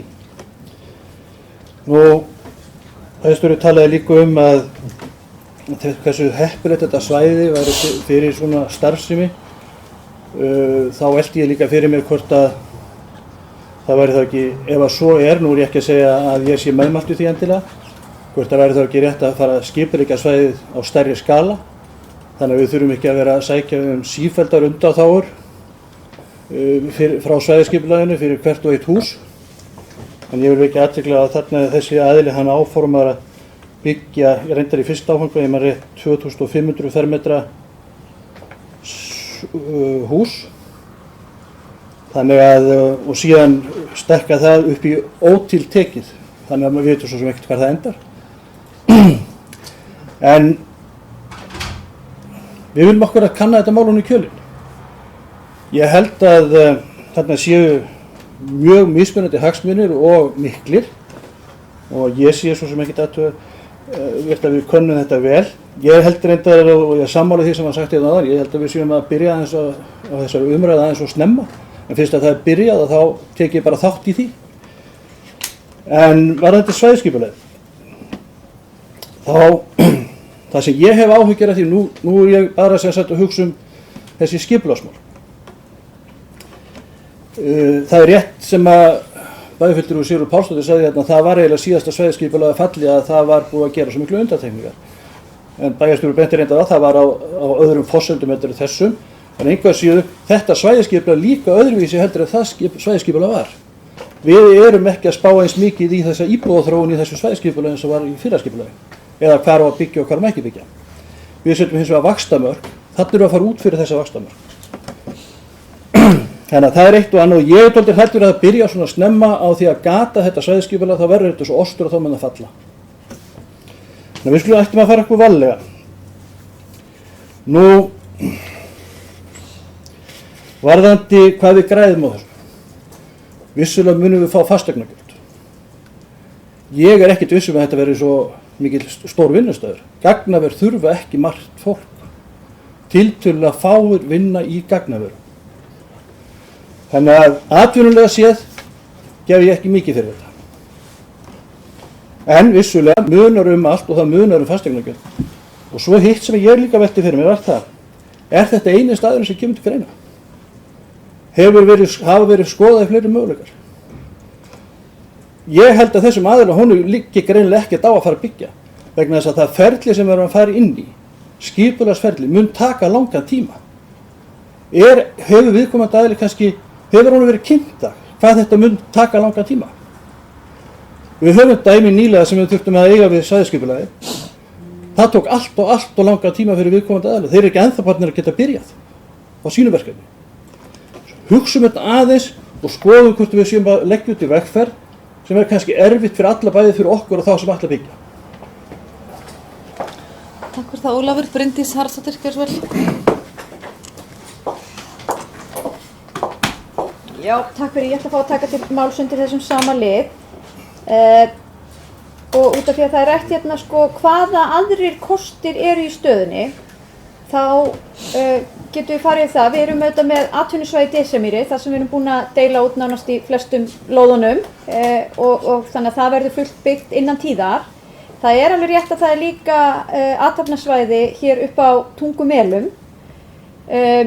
Þar væri hægt að hugsa sér svona stórar og miklar byggingar að einhverju leyti, nema hvað, það er einmitt rétt sem hefur komið hér fram, að þessir aðilar eru að sækja í ákveðna auðlind sem er rafmagnið og það er ástæðan fyrir þeirra að sækja í að vera á þessu svæði, þar sem er hérna hagkvæmt að ná í mikið rafmagn. Þannig að þeir hérna, út af því að þessir aðilar hafa nú að komið að máli við bæjarstjóra og þannig kemur erindi svo inn í bæjarstjórn, inn í bæjarráð, að þá hefur auðvitað þetta með Tungumélina nefnt, þeir hafa ekki áhuga á því. Svo eigum við samkvæmt okkar aðalskipulagi einhvers konar blandað atvinnu verslunar þjónustusvæði hérna á Blikastaðalandinu, útjaðri byggðar. Það er svæði sem að ég myndi nú vilja sjá kannski einhvern veginn öðruvísi starfsemi en gagnaver þar.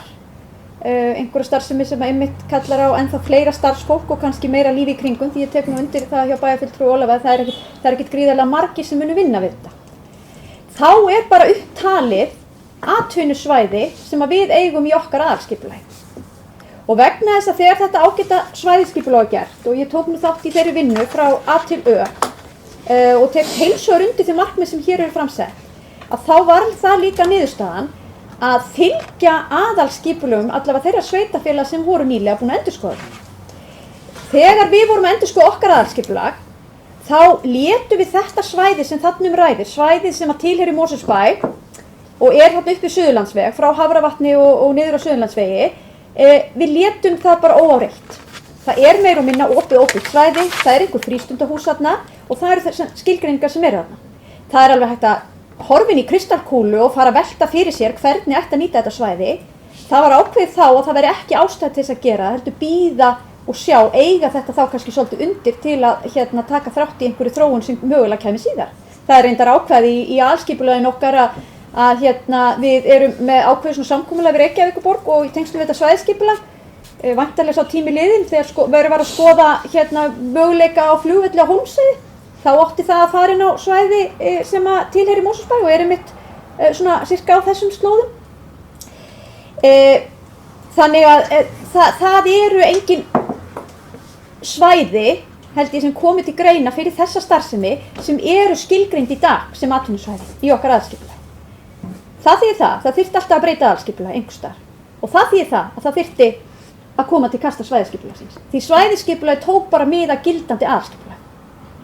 Þannig að það er einfaldlega staðan. Ég tek heils hugar undir þetta með vaxtamörkin, þetta var mjög stórt atriði að ná saman það. Minn skilningur á því sneri engu að síður fyrst og fremst íbúabyggð og það er kannski það sem okkur fannst stóra vandamáli við fyrra svæðisskipulagið var að byggðin hefur á síðustu árum þanist allt og mikið út. Og nú er allir sammála það að fara ekki í þessari byggð út fyrir þessi vaxtamörk. Ég var ekki að velta fyrir mér atvinnustarfsemi eins og gagnaver sem er auðvitað mun einhverju starfa við þetta en þetta er ekkit, það er ekkit stríður straumur af fólki að fara á þennan vinnustað á hverjum degi. Og það eru vaxtamörkin það sem við vorum að tala um, þar sem fólk býr og þar sem fólk er mikið að vinna, það við værum innan þessara marka. Og svo skal á það nefnt að þetta hliðin á svæði sem tilgreint innan vaxtarmarkanna, Reykjavíkur megin bara við þennan ágæta veg. Þannig að út frá skipulagslegum forsendum finnst mér á þessum tímapunkti full ástæða til að skoða það frekar hvort að við myndum þá annarkvort taka vaxtarmörkin þarna aðeins út yfir á land Mosfellsbæjar, þetta svæði sem þarna ræðir, því ég held að hagsmunir sveitarfélagsins séu töluverðir hvað varðar fasteignagjöld af atvinnuhúsnæði og við höfum margoft rætt það í tengslum við umræðina hérna bæði fjárhagsáætlun og ársreikninga að það það sem vantar mjög inn í tekjumynstri okkar, það eru fasteignagjöld af atvinnuhúsnæði. Og þannig að tækifærin okkar í þessu ekkert mjög mörg og þessir aðilar hafa komið til okkar, hafa greinilega áhuga á að byggja upp sína starfsemi innan Mosfellsbæjar og þeir eru að horfa á þetta svæði. Og það eitthvað sem við þurfum að segja, eru við tilbúin að fara í þessa vegferð með þeim og skoða þetta til þaula eða ekki. Auðvitað þarf að gera aðilum grein fyrir því að skipulagsmál taka tíma og það alltaf einhver óvissa í því og þannig að ef að við færum þessa vegferð með þessum aðilum þá það auðvitað alltaf með fyrirvara slíkt, tek undir það. En bara ítreka það sem að ég sagði hérna áðan, ég mjög spennt fyrir þessu. Mér finnst þetta verið í takt við það sem að allavega mína skoðun og það sem við höfum ofta rætt hér að fjölga atvinnuhúsnæði í sveitarfélaginu og ég sé allavega ekkert í fljótu bragði sem að mælir gegn þessu, öðru sem að það bara eitthvað verkefni til að takast á við aðlaga þetta skipulaginu. Takk fyrir það Bryndís. Haraldur, gjör svo vel. Ég glemdi fyrir svæðaskipulaginu. Þess mér nú meðal að setja bæði morðið aftur. Forseti, bara örstutt sko. Ólafur nefndi að það hefur annar svæðaskipulagið, alveg sammála því. En ég sé nú engan grundvallar mun á því hvað þetta svæðið varðar. Það að segja græni þrefillinn var þarna líka í gamla svæðaskipulaginu og það í gamla svæðaskipulaginu var þetta líka skilgreint sem opið óbyggt svæði. Þannig að afstaða Mosfellsbæjar á þeim tíma lá þá til þess að þeim atriðum væri breytt, gerir ég ráð fyrir. Þannig að ég sé svo sem engan stóran mun á því aðstæðum í svæðaskipulaginu nú eða þá. Þó sé alveg rétt að það sé komið nýtt svæðaskipulag og það sé, ég líka sammála því að það mörguleyti og kannski ölluleyti bara betra heldur en það gamla. Enda var svæðaskipulagið gert í fyrsta skipti þarna eftir aldamótin. Það hefur endurtakað þann leik og menn hafa lært að búa til betra svæðaskipulag. Þó að slíkt skipulag þurfum alltaf að vera í skoðun. Og við erum bara hér í Mosfellsbæ höfum verið að breyta okkar aðalskipulagi sérstaklega þegar áhugasamar aðilar hafa verið að koma og vilja byggja upp atvinnutækifæri. Ég nefni til að mynda umrædda Tungumela í því sambandi. Þar höfum við til dæmis breytt aðalskipulagi til þess og síðan fór síðan inn í svæðaskipulag til þess að vera móttækileg fyrir atvinnutækifærum og fyrirtækjum sem vilja koma hérna í bæinn okkar. Og það einmitt, þetta fyrirtæki að horfa á þennan stað af þessum ástæðum sem ég nefndi hérna áðan. Þeim finnst þetta ákjósanlegur staður fyrir þessa starfsemi. Þeim finnst þetta mátulega mikið út úr, mátulega mikið frá byggðinni og mátulega mikið frá byggðinni sem hún mun verða til einhverja lengri framtíðar, ekki kannski til allra framtíðar en til lengri framtíðar.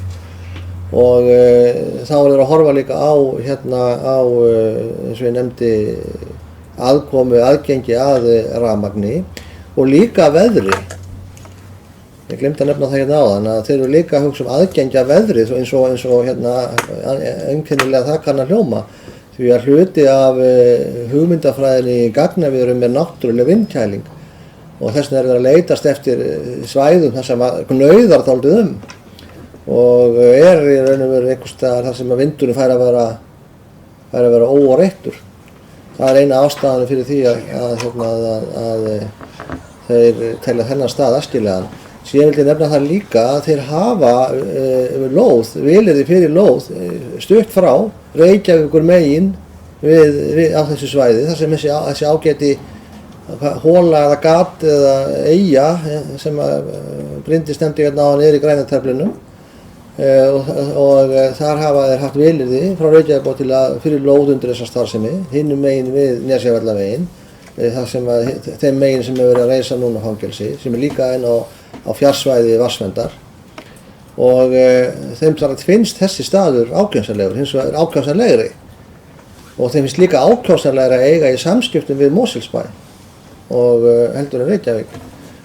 Þannig að þegar svona hugmyndir kom upp þá er það bara einfallega þannig að valið stendur kannski milli 2-3 kosta, þessu til 2.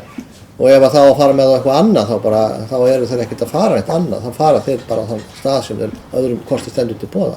Spurningin er, viljum við reyna að fá starfsemi sem þessa inn í bæinn? Ég segi já, ég segi meðal annars vegna þeirra tekjumöguleika sem að þar eru, og ég er sammála því sem Ólafur nefndi hér áðan, það ætti jafnvel að hugsa sér þá þetta svæði, hugsa það í stærra samhengi, þó að það sé kannski gert í einhvern bútum, þetta tekið fyrst og svo sé þá hugsanlega gert þá ráð fyrir stærra atvinnusvæði fyrir fleiri gagnaver eða fleiri eða svipaða starfsemi sem gæti það passað inn á landsvæði sem þetta. Af því menn eru að tala tekjur að ef áformið þessi ganga upp, þá gæti bara árlega fasteignagjaldan tekjur að vera á bilinu 25-30 milljónir, og því menn voru að tala hér áðan um gjaldfrjálsan skóla, þá getum við borgað hann 5 sinnum á hverju ári með því að fá eitt gagnaver. Takk fyrir það, Haraldur. Ólafur, gjörðu svo vel, svo skulum við fara að ljúka þessari umræðu þetta mál númer 1 í skipulagsnefnd. Svo sem ég skal vera stutt og rör, ég bara það komið skýrt fram að ég er alls ekkert á móti gagnaverum, en það verður það afar einkennilegt fyrir mann í mínu starfi. Svo ekki sem meira sagt, en gagnaver eru svo sem ekkert nýja nálinni hérna, við eigum minnst kosti 2 bara sem mann eftir í fljótu bræði, og annað er nú bara allarleið hérna lengst vestur á Keflavíkurflugvelli, og hitt er í Hafnarfirði á ég man nú ekki hvað þessar götur heita þarna, þetta allar tilheyrir þynningarsvæðinu hjá álverinu, þannig að þeim stöðum. Það getur vel verið að sko ég er ekki búinn að mynda mér svona vel á skoðun á því per se hvort að þessi staður er heppilegur og óheppilegur sko gagnvart staðsetningu og náttúru og öðru slíku. Eiginlega minn málflutningur byggðist bara á því hvernig þetta kemur gagnvart því skipulag sem við erum í gangi og hversu heppilegt það er. Ég er ekki þetta sérfræðingur hefur á orkuþörf sem að þetta fyrirtæki þeir sko mun nota, og til dæmis í byrjun, í upphafi, er þetta ekki mjög mikil notkun. Þetta er eiginlega allir mikið meira þetta það að þetta fyrirtæki er að nota í dag, held ég bara hérna niður á Suðurlandsbraut. Vegna þess að þeir í fyrsta áfanga held ég að sé bara að flytja starfsemi sinni þarna. Síðan væntanlega að sjá þeir fram á það að þeir geti byggt við þá starfsemi, en það er mikil þörf fyrir gagnaver og svo þörf á eftir að aukast, og það er vonandi fleiri eftir að koma. En bara ég myndi vilja skoða þetta, og ég held að það hefur komið bara mjög vel fram í því sem að bæði Bryndís og bæði Haraldur, það að það er ýmsir hlutir sem við þurfum að skoða, og ég held að þetta bara að skoða vel, og alveg án þess að vera búin að loka okkur úti með einhverjum sterkum skoðunum með eða á móti hvorki staðsetningu eða starfsemi. Þetta bara gefum okkur þann tíma til þess að skoða þetta vel, en vöndum okkur. Takk fyrir. Takk fyrir það, Ólafur.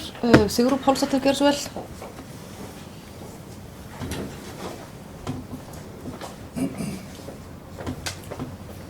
Já, ágæti forseti, Haraldi Sverrissyni, fulltrúa D-lista, hefur verið tíðrætt það að Síminn vilji miklu frekar vinna með Mosfellsbæ heldur en Reykjavíkurborg, og mér leikur forvitni á að vita af hverju það er.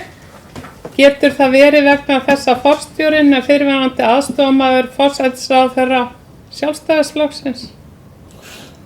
Eða hvað er það flokksskírteini sem ræður þessu? Mér langar bara að spyrja. Hvað svar við? Bara stoppa þetta algjörlega bara. Nei, ég vil bara svara við þessu. Ég ætla að spyrja á móti, eða aðstofaforstjórinn sem búið í sömu götu á bæjarstjórinn? Mér hefur ekki það að segja.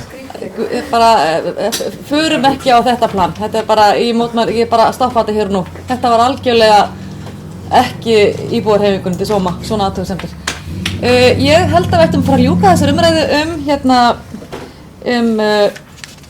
þetta mál nummer 1, og þar sem að var að ræða land undir gagnaver í landi Sólheima á Hólmsheiði, einhver skildi nú hafa fylgst með allir þessar umræðu. En orðið er laust fundagerðina, einhverju verið tásið einhver önnur mál í fundagerðinni. Theodór, gjörðu svo vel.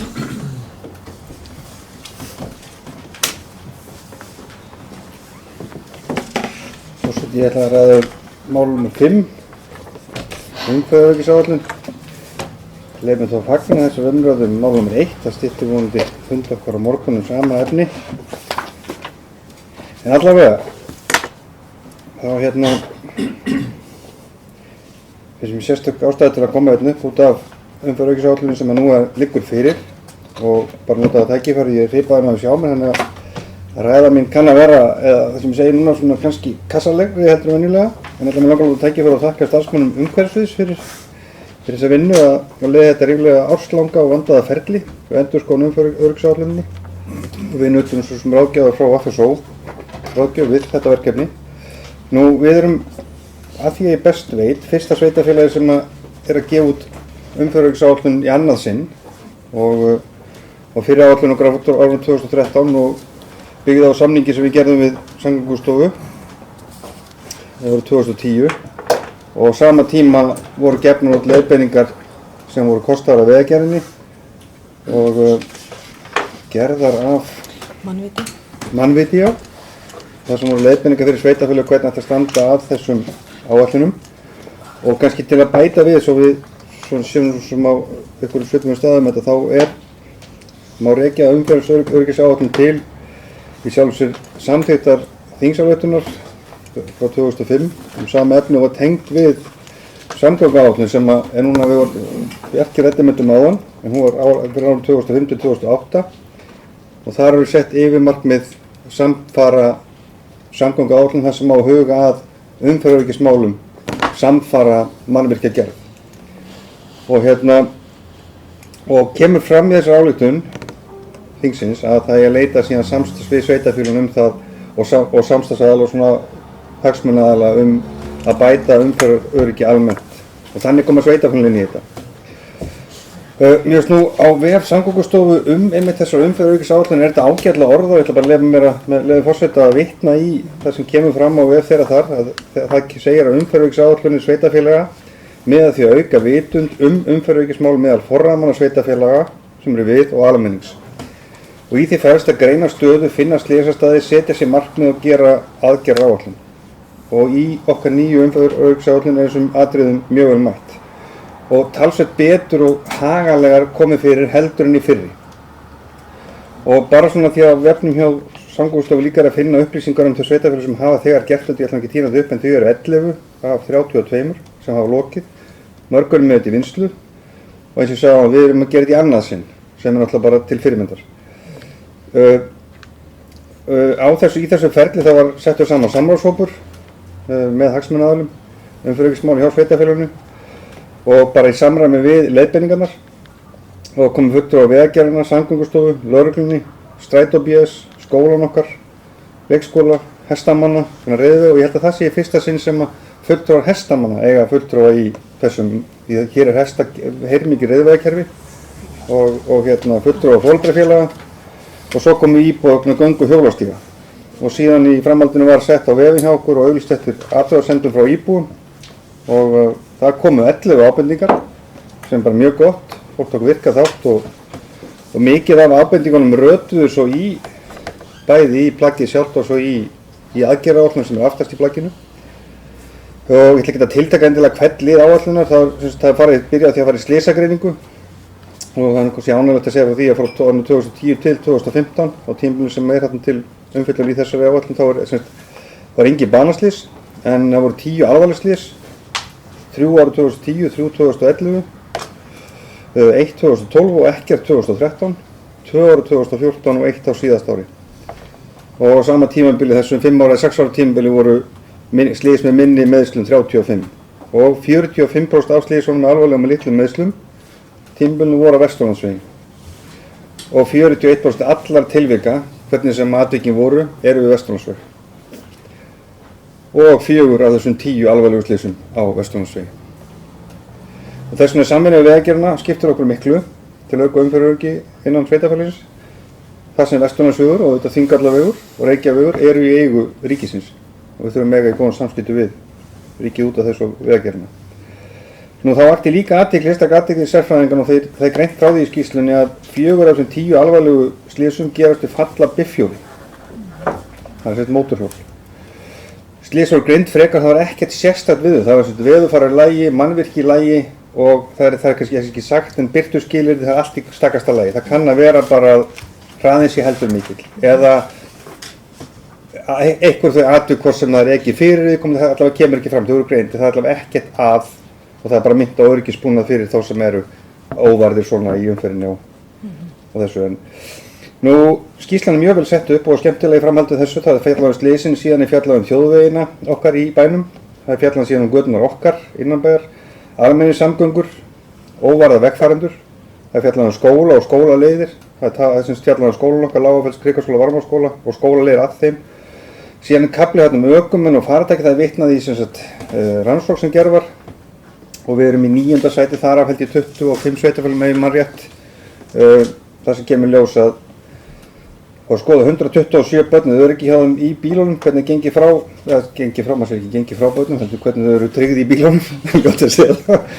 Það er að segja að það voru öll börnum á 3, 1-6 ára á þessum 127 og voru 3 börn 7-8 ára. Og það voru 3 börn eingöngu með bílbelti og þá ger ég ráð fyrir því að þessu ekki í hækkuðum sætum eða einhverjum pullum og síðan voru 4 börn í engum beltum. Foreldrar voru 12% ökumanna voru ekki með bílbelti. En það er auðvitað að finna eitthvað þessar rannsókn annars staðar, ég var ekki að rýna í hana, þetta kemur hins vegar fram í áætlunum okkar. Og það kannski skiptir mestu mál fyrst með það er í lok áætlunum okkar er síðan fjallað framkvæmda áætlun og forgangsröð verkefni. Og það voru greint verkefni frá þeim ábendingum sem bárust unnið áætlunar og út frá þeim greiningu slysa og samráðsfundum. Verkefni voru flokkuð og valin voru 19 forgangsverkefni. Og sem þykir brýnast að ráði. Þannig að þetta er svona eins og kannski við höfum ofta ræðið, þarna er svolítið kannski komið það sem við þekkjum vel sem kannski þessi litabók, þar að segja við megum að geta fylgt því eftir að þessi gert og það eru flokkuð eftir köflunum sem ég týndu báðan, það er að segja þjóðvegunum, götunum, almennum samgöngunum og síðan í kafla 4-7 sem er í lok skýrslunnar þá eru þau öll tekin saman í röð eftir alvarleika, þau sem að skipta mestu máli og auðvitað okkur í sjálfu sér að fylgja því eftir að hafa í huga við fjárhagsáætlun þegar við erum að útdeila verkefnum í fjárhagsáætlun. Og kannski gaman að segja fyrir kannski tengt því sem Bjarki nefndi hérna áðan einmitt Þingvallaveginn ágæta og dalinn okkar að það í fyrsta sæti hjá okkur raðast Vesturlandsvegur og þetta í nýrri samgönguáætlun gert ráð fyrir fjármunum til tvöföldunum Vesturlandsvegur frá Skarhólabraut að Langatanga. En mínu viti þarf að gera betur því að við þurfum auðvitað að bæta gæði vegarins áfram, ekki að hætta á Langatanga heldur að fara niður Reykjavegi eða hvort Reykjaveg eða Kóngsveg eða Hafravatnsveg eða hvað viljum kalla hann, við erum gatnamóti hér fyrir neðan. Við þurfum að bæta gæði þessu vegar, hann er ekki rétt uppbyggður og ekki síst er það auðvitað umferðaröryggi við byggðakjarnann í Mosfellsdal, það er sem Þingvallavegurinn. Og þar eru við í verkefni en það er svo Bjarki minntist á hann það kannski í samgönguáætlunum sem að liggur fyrir þá er svo vantið þar fé og við erum auðvitað að benda á það og erum í samvinnu við að gera úrbætur í dalnum, það skiptir okkur máli. Annars er ekkert meira þetta finnst mér að ég minnst þessi áætlun sérlega vel gerð og rosalega vel aðeins staðið og í sjálfur sér auðvelt fyrir okkur sem erum hér í þessari pólitíku líka starfsfólki okkar og sem að koma hérna að raða verkefnum í röð. Og það er fullt af fínu verkefnum þarna og það kostar þetta ekki endilega mikið og við getum ýtt á eftir þeim og í tiltölulega auðvelt að búa til góða framkvæmdaáætlun í framhaldinu. Þannig að þetta langaði mig að segja umferðaröryggisáætlunum okkar. Takk.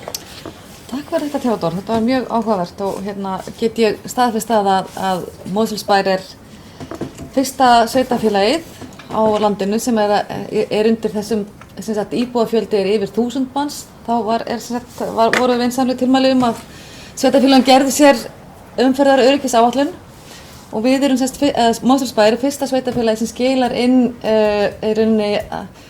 áætlun nr. 2 frá því að það var farið að biðja sveitarfélaginu að senda þetta inn og hún er í rauninni svona fyrirmyndar plagg má segja og eins og Theodór bendir á að það þarf að setja forgangsraða verkefnunum og ákveða það síðan eftir hverju á að, það næg að taka að sjálfsögðu til að viðhalda umferðaröryggi og eins og hann nefndi að þá er mjög mikilvægt að forgangsraða þeirra verkefni. Anna Sigríður, gjörðu svo vel. Forseti, já, takk fyrir þessa yfirferð yfir umferðaröryggisáætlunina, bæjarfulltrúi Theodór. Mér leikur bara forvitni að vita að þetta er áætlun númer 2. Hvernig tókst til með að uppfylla öll markmið í áætlun númer 1? Hvernig getum við, og þá bið ég bara ég sé bent á ef mér hefur yfirsést hvað þetta er birt á vefnum hjá okkur. En það væri gaman að sjá hvernig tókst til með að uppfylla þau markmið sem þar voru sett. Já, það er spurning hvort að mér skilst nú að reyndara á þessari eins og ég hef séð að hún sé mjög ítarlegri áætlun okkar núna en auðvitað kannski að Theodór getur svarað þessari spurningu. Forseti, ég er einmitt að skrolla hér því það er ég er bara í mynd á með það. Skrolla í mynd? Ertu að leita á gamlu, á vefnum? Nei, ég er að leita hérna. Ekki leita henni. Nei, hún finnst ekki það, ég veit.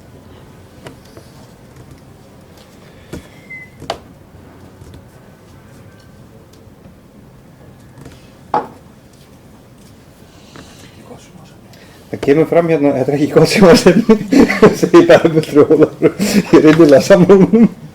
En ég vissi ég er svona, en hérna, það er kannski betra, ég er kannski ekki alveg rétti maður í að svara nákvæmlega það, heldur verða það kannski frekar þeir sem starfa við þetta dagstæðlega hérna, en það er hins vegar fjallað þetta hérna að í áætlunni, gömlu áætlunni árið 2003 var farið ótilbúin, í áætlunni var farið helstu atriði sem brýnt að taka til það má nefna endurbætur stofnbrauta, úrbætur grunnskóla og þetta var ekki gott hjá mér.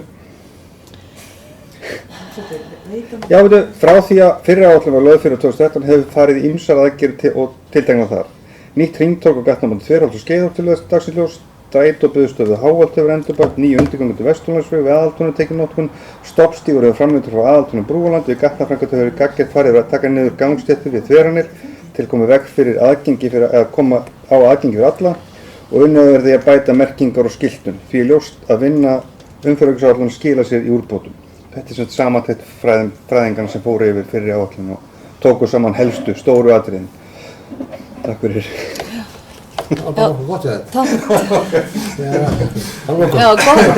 Ég held að Anna Sigríður hef ekki átt von á svona ítarlegu og góðu svari en þetta var gott Theodór en ég held nefnilega að sko þetta er nefnilega stöðu þróun að vinna og við erum náttúrulega stöðugt að hugsa og hugað umferðaröryggi. Ég verð að fá að bregðast við. Ég veit það ekki. Jú, gjörðu. Forseti, já, ég kemur upp til að þakka bæjarfulltrúa Theodór fyrir ágætan upplestur. Það hefði kannski mátt vera aðeins skýrari, en þetta er fínt. Ég var reyndar óskaði bara eftir hann benti mér á hvar ég geti fundið þetta, sko, þannig ég vil ekki að sökin sé mín á þessum upplesti hér á fundunum, skiljiði, en þetta var samt fínt hjá þér, Theodór. Takk. Það var mjög gott. Bryndís Haraldsdóttir, gjörðu svo vel. Skikki á þetta. Já, forseti og kæru bæjarfulltrúar, mig langar að taka undir þakkir hér áðan, bæði þakkir sem Theodór færði til starfsmanna og sérfræðinga sem hafa unnið þessa umferðaröryggisáætlun með okkur og jafnframt til Theodór sem satt sem fulltrúi okkar úr skipulagsnefnd í þessum samráðshóp gerð þessarar umferðaröryggisáætlunar. Tökum bylgju fyrir Theodór, það var lagt til, við gerum það hérna í sjónvarpi. En út af það var líka spurt fyrri umferðaröryggisáætlun, ég man vel eftir þeirri vinnu og þeirri áætlun. Við vorum líka með þeim fyrstu sveitarfélögum sem stigu þau skref eftir að þessi tilmæli komu að gera umferðaröryggisáætlun. Og bara ítreka það að umferðaröryggismál eiga heima undir skipulagsnefnd og það er mjög margt sem hefur verið gert í því og það eru sérstaklega skólarnir sem hafa verið teknir til og við höfum verið að þróa með þetta samstarf og tryggja það að það sé rætt við skóla. Ég var svo mikið að tala, nú tókum við mig alveg á taugum, skólaráðin, já, leggja áherslu á það. Það var skólaráðin sem við vildum hafa með í ráðum. Það er sem sagt tryggt að það séu þá skólastjórnendur, fulltrúar kennara og fulltrúar foreldra og fulltrúar nemenda þar sem það á við. Og þess vegna nefndi ég nú áðan á þessum fína fundi sem við áttum með ungmennaráðinu. það hefði farið líka vel á því að við hefðum tekið ungmennaráðið inn í þessa vinnu. Það bara eitt sem bara bætist hérna í reynslubankan okkar það hvernig við getum komið ungmennaráðinu betur að og inn í vinnu því þetta einmitt ekta verkefni þannig þetta tók langan tíma, það eru margir sem komu að þessu og þannig að það var mjög að hinu góða. En það eru mjög góð gögn og út af því að þú varst nú að spurja upplesturinn sem að Theodór í sjálfri skýrslunni, það sem er verið bara í stuttum orðum, strax í innkomnu fari yfir hvað var gert á tíma síðustu áætlunar. Og þegar ég googlaði bara umferðaröryggisáætlun Mosfellsbæjar þá lenti ég einmitt inn á heimasíðu Samgöngustofu þar sem eru glærur fyrri áætlun og greininguna þar. Og ég verð að viðurkenna þegar ég fór fyrst að taka þátt í þessu störfum að það eru til svo mjög mikið af gögnum og miklu betur greinilegt en maður ímyndaði sér. Og þau eru náttúrulega mjög aðgengileg og ég bara fagna þessu verki mjög að við erum búin að vinna mjög vel með þetta og þetta er auðvitað eitt af þessum stóru málum sem ég held að við séum öll sammála og er klárlega hlutverk sveitarfélagsins að tryggja. Það er umferðaröryggi og umferðarfræðsla. Þannig að já, bara takk kærlega fyrir þetta. Takk fyrir þetta Bryndís. Þannig að þú nefnir einmitt umferðarfræðslu og þá vil ég einmitt bæta við þetta það er sérstaklega að hvað skólarnir tóku vel við sér, Ráðhússkóli, Krikaskóli og Varmárskóli þegar þessi vinna fór í gang í vinna við gerð umferðaröryggisáætlunar. Þannig að ég tekið eftir því sérstaklega að það hefði komið ábendingar til foreldra og notkun endurskinsmerkja og það var ýmislegt sem að og bara aukin umferðarfræðsla í grunnskólanum sem að er mjög bara ábyrgt og gott að sjá að skólastjórnendur tóku vel við sér. Bryndís, ætlar að bæta ykkur við þetta? Afsakið forseti, ég nefnilega gleymdi því sem að ég ætlaði að sérstaklega koma inn á og það var það sem þú varst að nefna en ég held að það sé líka kosturinn við þessa áætlun er vinnan sjálf við hana. Ekki bara það að það sé gerð áætlun og hún sé til upp í hillu og það sé kannski farið reglulega yfir hvort það sé búið að gera eitthvað, heldur held ég að vinnan sjálf og fá alla þessa aðila að borðinu við þessa vinnu, það skilar svo miklum árangri. Það er allir svo meðvitaðir og ég held að það sé stór hluti af þessu saman. Alveg hárrétt. Eru fleiri sem vilja tjá sig fundargerð skipulagsnefndar sem númer 412? Ef ekki, þá legg ég fundargerðina fram til staðfestingar. Þeir sem staðfesta fundargerð skipulagsnefndar, hún er staðfest með 9 atkvæðum. Þá er komið að fundargerð umhverfisnefndar. Fundur númer 168, Bjarki Bjarnason, gjörðu svo vel.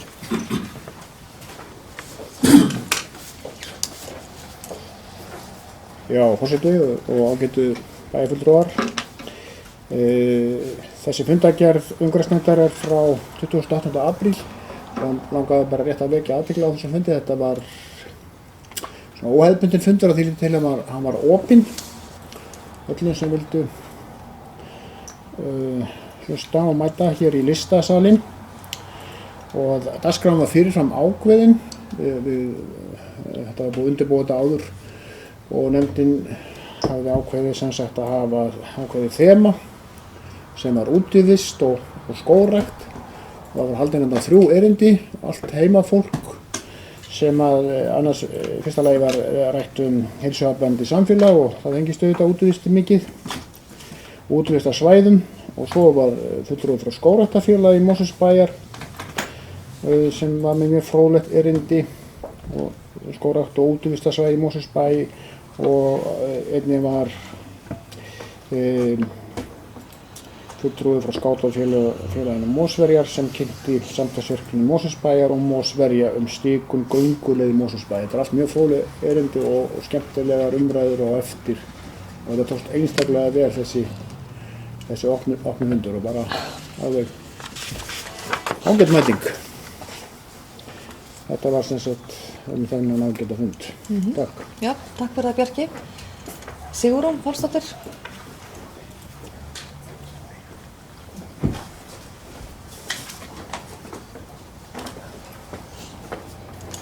Já, ágæti forseti. Ég kem hér fram undir máli nr. 2, skógrækt og útivistarsvæði í Mosfellsbæ. Ég komst því miður ekki á þennan fund og hefði gjarnan viljað vera á honum vegna þess að fulltrúi íbúðarhreyfingarinnar sagði að hann hefði verið mjög fróðlegur og gagnlegur. Ég kem hér fram undir máli sem sagt nr. 2, skógrækt og útivistarsvæði í Mosfellsbæ. Það fyrirlestur sem að Björn Traustason frá Skógræktarfélagi Mosfellsbæjar hélt á þessum fundi og það reyndar komið inn á gátt, fundagáttina, þetta erindi undir umhverfisnefnd og ég mæli með lestri þessa erindis, þetta mjög fróðlegt erindi og væri gott bara að íbúar hefðu aðgang að því ef þeir hafa það ekki nú þegar.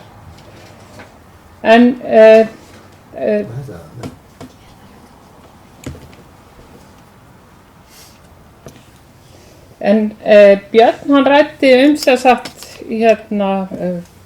skógræktarmál í Mosfellsbæ. Hann sagði frá því í erindi sínu að umhirða, það væri komið tími á það verkefni að hirða skógana hérna.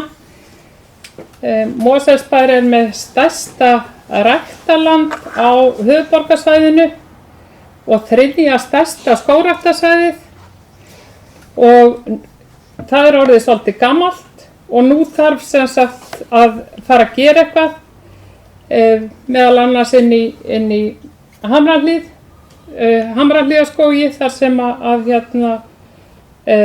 mikil þörf á viðhaldsvinnu, grisjun sem sagt og göngustígagerð og svo framvegis og ég held að það sé bara best að ég leggi fram ég með tillögu fyrir hönd íbúðarhreyfingarinnar og ég ætla að lesa hana. Bæjarfulltrúi íbúðarhreyfingarinnar leggur til að bæjarráð Mosfellsbæjar taki styrkveitingar til Skógræktarfélagsins til gagngerrar endurskoðunar. Sveitarfélagið á víðfeðmasta ræktarland á höfuðborgarsvæðinu og 3. stærsta skógræktarsvæðið. Skógunum þarfnast nú sárlega umhirðu en félagið hefur ekki fjárhagslegt bolmagn til að ráða starfsmann til að sinna því verkefni frekar en önnur skógræktarfélög í landinu. Frá sjónarhóli heilsueflandi samfélags hér ómetanleg verðmæti að ræða og brýnt að bæjarstjórn sporni við því að skógurinn spillist með öllum tiltækum ráðum og hefji úrbætur við gerð fjárhagsáætlunar 2017 til að máli fái nægan undirbúning og til að máli fái nægan undirbúning leggur íbúðarhreyfingin til að bæjarráð fundi með fulltrúum Skógræktarfélagsins hið fyrsta stöðu félagsins eða þarfir félagsins. En það einfaldlega þannig að Mosfellsbær svona miðað við önnur sveitarfélög á höfuðborgarsvæðinu fær Skógræktarfélagi Mosfellsbæ mjög lítinn fjárhagslegan stuðning í formi peninga en þá vantar sárlega til þess að Skógræktarfélagið geti ráðið skógfræðing sem að hefði það hlutverk að stýra verkefnum, stýra grisjun, stýra umhirðu, stýra stigagerð þarna innan og sem sagt, þetta tillagan og ég sendi hana á hann Sigur. Já, takk fyrir það Sigrún. Eru fleiri sem vilja tjá sig þetta mál? Bryndís Haraldsdóttir, gjörðu svo vel.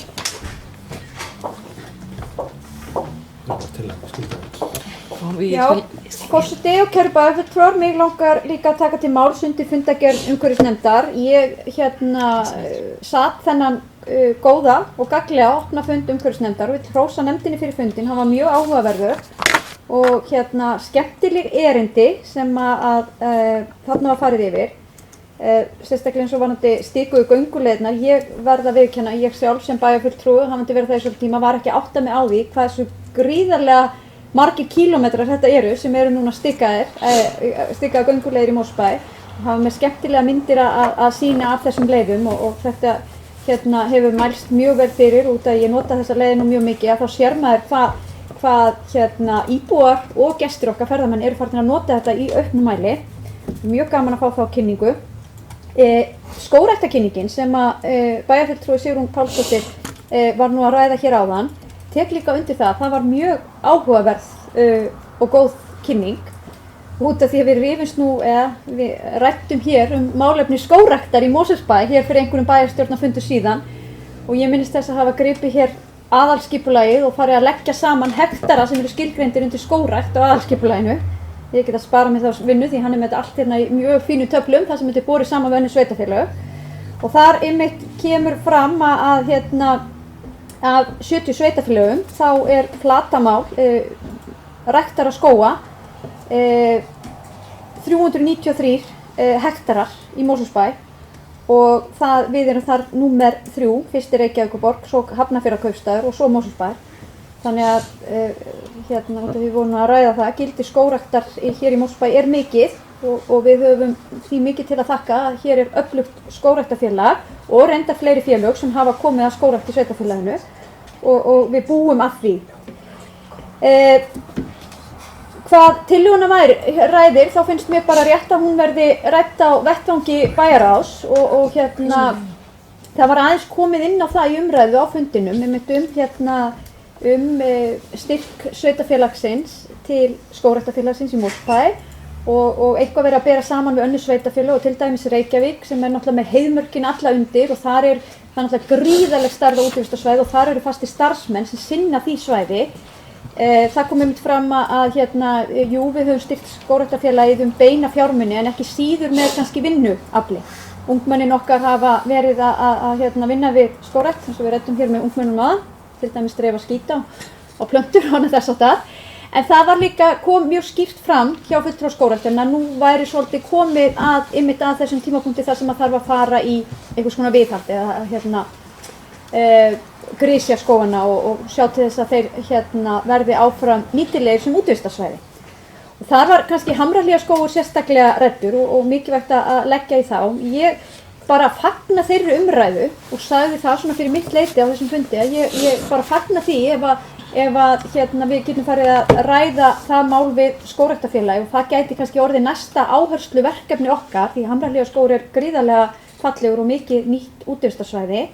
Það eins og komið hann inn á í glærunum að þá Meltúnsreiturinn, það var svona ákveðin gjöf í þegar skógræktarfélagið átti afmæli hér á síðasta ári og það verkefni höfum við styrkt bæði svona formlega og óformlega. Það verið að fara í töluverða vinnu og sem hægt að meta til fjármuna það svæði þar sem við erum að leggja til starfsmenn og vélar og tæki til að gera þann reit aðgengilegan og sem hentugt útivistarsvæði.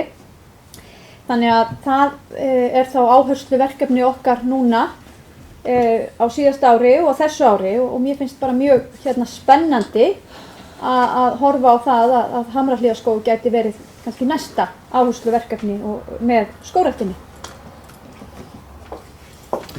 Takk fyrir þetta Bryndís. Theodór, gjörðu svo vel. Forseti, ég ætla ekki að hafa þessu tölum langan nema hvað þessi fundur sem búin að nefna hérna var bara stórkostlega fínn og upplýsandi, glæðirnar, skemmtilegar og umræðarnir bara mjög flott og eins og kannski eins og Bryndís sagði og tillaga sem að Sigrún kom með hérna rétt áðan, ég held henni sé bara ágætlega fyrir komið í bæjarráðu til áframhaldandi umfjöllun því að fyrir utan að vera góð kynning að þá hérna flott fólk og verulega áhugasamir aðilar sem starfa við skógrækt í bænum þannig að ég held að þetta sé, já, þetta er flott starf og ég held að við getum tekið þetta áfram en finna eitthvað flöt að þessu sem er sanngjarn og réttlátur í þessu öllu saman en allavega ánægður með þennan fund og flott erindi og efnið sem er í undirfundigerinn er bara flott. Takk fyrir. Ég tek undir það, Theodór, og það gögn sem fylgja þessu máli eru mjög áhugaverð og þessi örugglega vont að missa þessum fundi, örugglega verið mjög upplýsandi og fræðandi og þannig að það hefur verið mjög áhugavert. Eru fleiri sem vilja tjá sig fundagerð þessara fundar og þá liggur hér fyrir tillaga og það er komin tillaga að afgreiðslu, þess að hún verði afgreidd í, eða rædd, henni verið vísað til bæjarráðs. Erum við til umfjöllunar? Er það samþykkt að þessi tillaga fari þangað? Samþykkt með 9 að tillagan fari til umfjöllunar í bæjarráði. Þá ber ég fundagerð umhverfisnefndar upp til staðfestingar, þeir sem staðfesta fundagerð umhverfisnefndar. Það eru 9, henni samþykkt 9 atkvæðum. Þá er komið að fundagerð þróunar- og ferðamálanefndar, fundur númer 57. Orðið er laust fundagerðina. Þróunar- og ferðamálanefnd. Bryndís, gjörðu svo vel.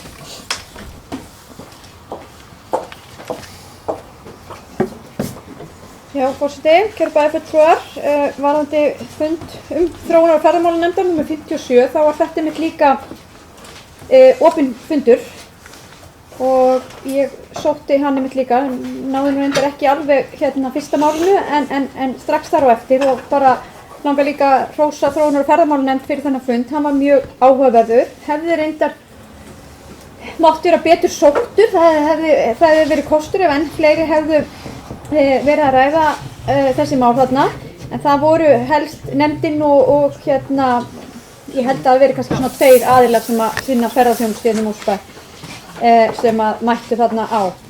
Og það var mjög áhugaverð kynning mikilvægi tengslanet og markaðssetningar í ferðaþjónustu og mikilvægi þess að fyrirtæki hér í bæ þá vinni saman að þessum málum og auðvitað þessi áhersla sem að við höfum verið með í gegnum Reykjavík Gloss. Og ég er ennþá á þeirri skoðun að ég held að sé mjög skynsamlegt að við beinum kröftum okkar fyrst og fremst í þá áttina að vinna með höfuðborgarstofu að því markaðsátaki en hér á okkar vettvangi hérna í heimasveit þá getum við kannski mögulega búið til eitthvað vettvang og styrt okkar aðila til að vinna saman en leiðin sé svolítið í gegnum stóra kanalinn sem að er þá höfuðborgarstofa þar sem að er fagfólk og mikil þekking til staðar. Já, ljómandi, takk fyrir þetta Bryndís. Eru fleiri sem vilja tjá sig fundagerð þróunar- og ferðamálanefndar? Sigrún Pálsdóttir, gjörðu svo vel.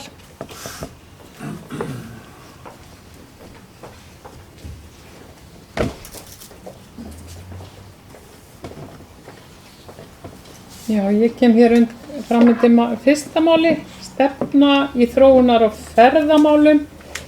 Ég hef eiginlega áhugaði að fá að vita svona hver staða þessara stefnu verður hjá nefndinni.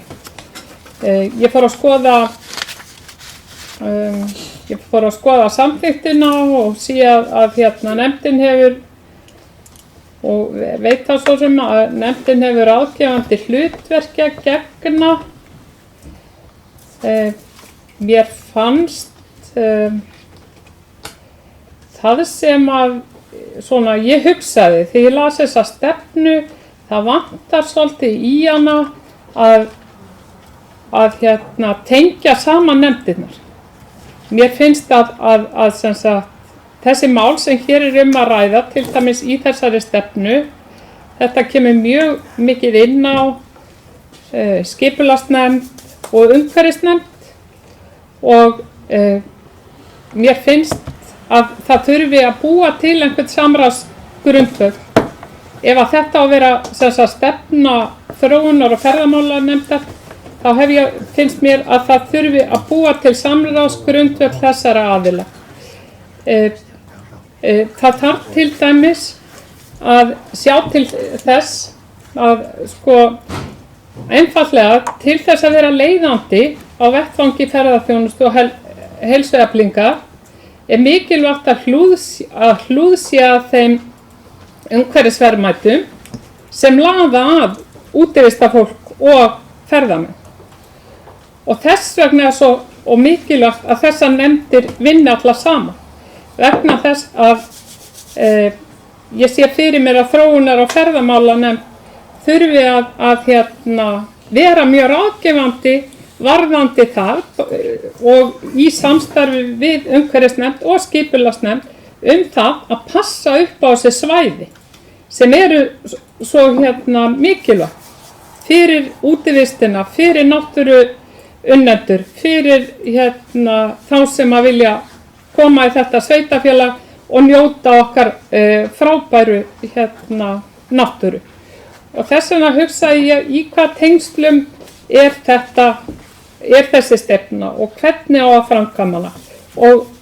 Og einn hluti af framkvæmdinni finnst mér að hljóta vera að hafa þetta samráð við hina nefndina.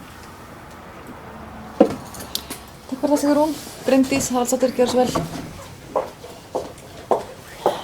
Já, forseti, mér er eiginlega ljúft og skylt að bregðast við þessum ummælum bæjarfulltrúa íbúahreyfingarinnar.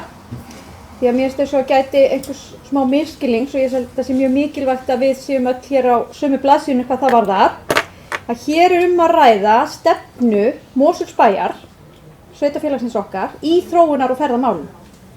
Þessi stefna, eins og aðrar stefnur, eru samþykktar af bæjarstjórn. Þessi stefna var samþykkt á fundi bæjarstjórnar með 488, nei, með 667 segi ég, og nú sé ég ekki alveg hvenær sá fundur var, en hann var eitthvað ekki alls fyrir löngu því ég man eftir að það var eitthvað, nokkru fundir síðar eitthvað svo leiðist. 2 mánuðum. Já, og þannig að það er svo mikilvægt að nefndirnar eru ekkert eitthvað sérstakt eyland og setja sér einhverja stefnu, heldur er þetta stefna bæjarins og við sem bæjarstjórn samþykkjum þessa stefnu. Nefndirnar starfa svo í okkar umboði á ákveðnum sviðum eins og skilgreint er í þeirra samþykktum. Þannig að það er auðvitað okkar hlutverk hér inni að sjá til þess að það sé unnið í anda þeirra stefnu sem við höfum markað okkur. Hvort sem það sé á vettvangi skipulagsmála, umhverfismála eða þróunar og ferðamála. Þannig ég held að það sé mjög mikilvægt og ég get endurtekið það sem að ég sagði örugglega hér þegar við vorum að samþykkja þessa stefnu. Ég er henni hlýtt, mér finnst þetta góðar breytingar frá því sem að var. Mér finnst hún mjög skýr og hún er svona einbeitt að fókusa eða einblína á bara ákveðna þætti sem er heilsubærinn og ferðaþjónustan og það er í anda annarra stefnumörkunar sem að við höfum markað okkur í okkar fína sveitafélagi. Þannig að ég er mjög sátt við þessa stefnu og það var á þessum fundi farið yfir hana og þú veist það eru þessi leiðarljós og það eru þessi markmið og þau eru kannski eins og með aðra stefnur það er ekki kannski hægt að nú getum við aftur fara að tala um litabækur og þess aftur þegar við förum að fara yfir hvernig við tiltekist. Oft eru stefnur náttúrulega þannig að það eru svona stefnumarkandi og ekki hægt endilega að mæla með mælistikku nákvæmlega. En þó eru þetta markmið sem eru þannig framsett að ég held að það sé auðvelt að vinna að því og leggja svo eitthvað mat á hvernig til hafi tekist. Þannig að ég bara fyrir mitt leyti þetta var góður fundur, þetta var velfarið yfir þessa stefnu og ég heyrði ekki betur en að þróunar- og ferðamálanefnd stæði öll einhuga bak við þessa stefnu og ég minnist ekki annars heldur þegar við samþykktum hana hér að svo ætti líka við bæjarstjórn. Takk fyrir það, Bryndís. Eru fleiri sem vilja tjá sig fundargerð þróunar- og ferðamálanefndar? Sigrún Haraldsdóttir, gjörðu svo vel.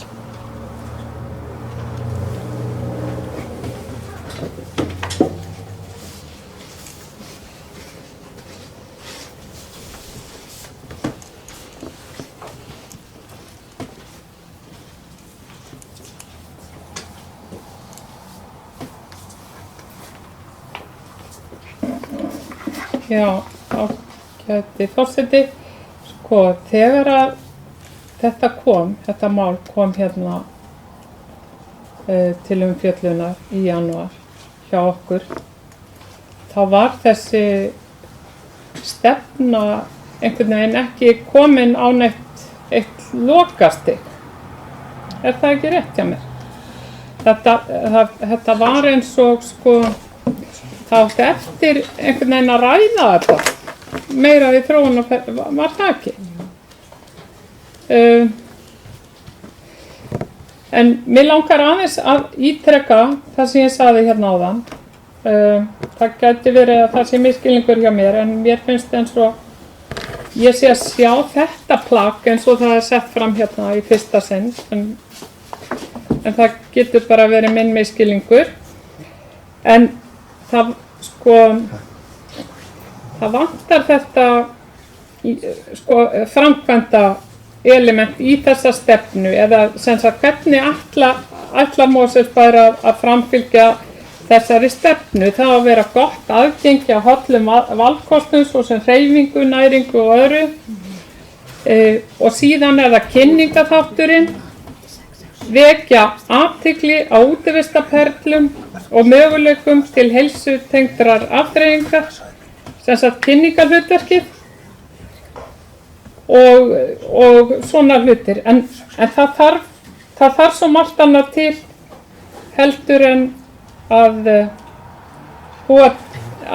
sem sagt, já, mér finnst þetta ekki nóg útskýrandi, gott aðgengi. Hvað er gott aðgengi?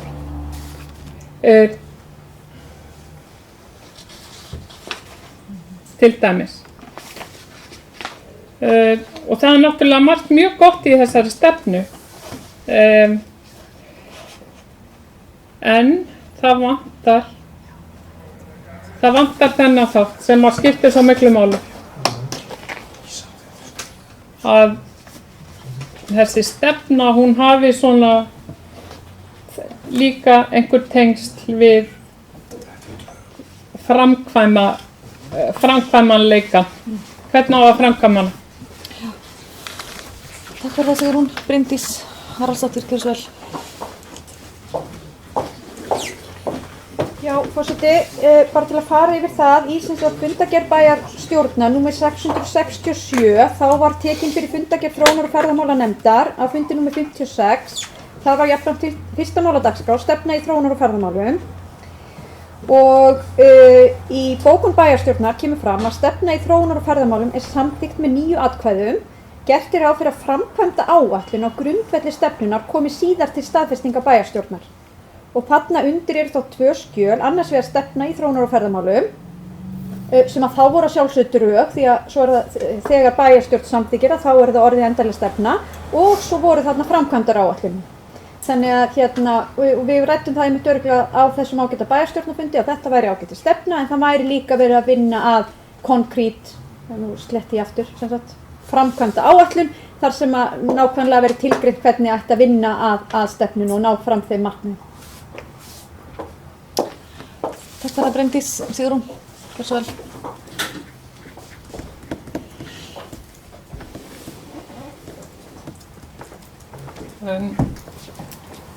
Ég er ágæti forseti, ég er að skoða hérna fylgiskjölin sem fylgja með þessu, sem er á bakvið hérna í fundarkáttinni, og þar er ekki minnst á að þetta skjal hafi komið fyrir bæjarstjórn.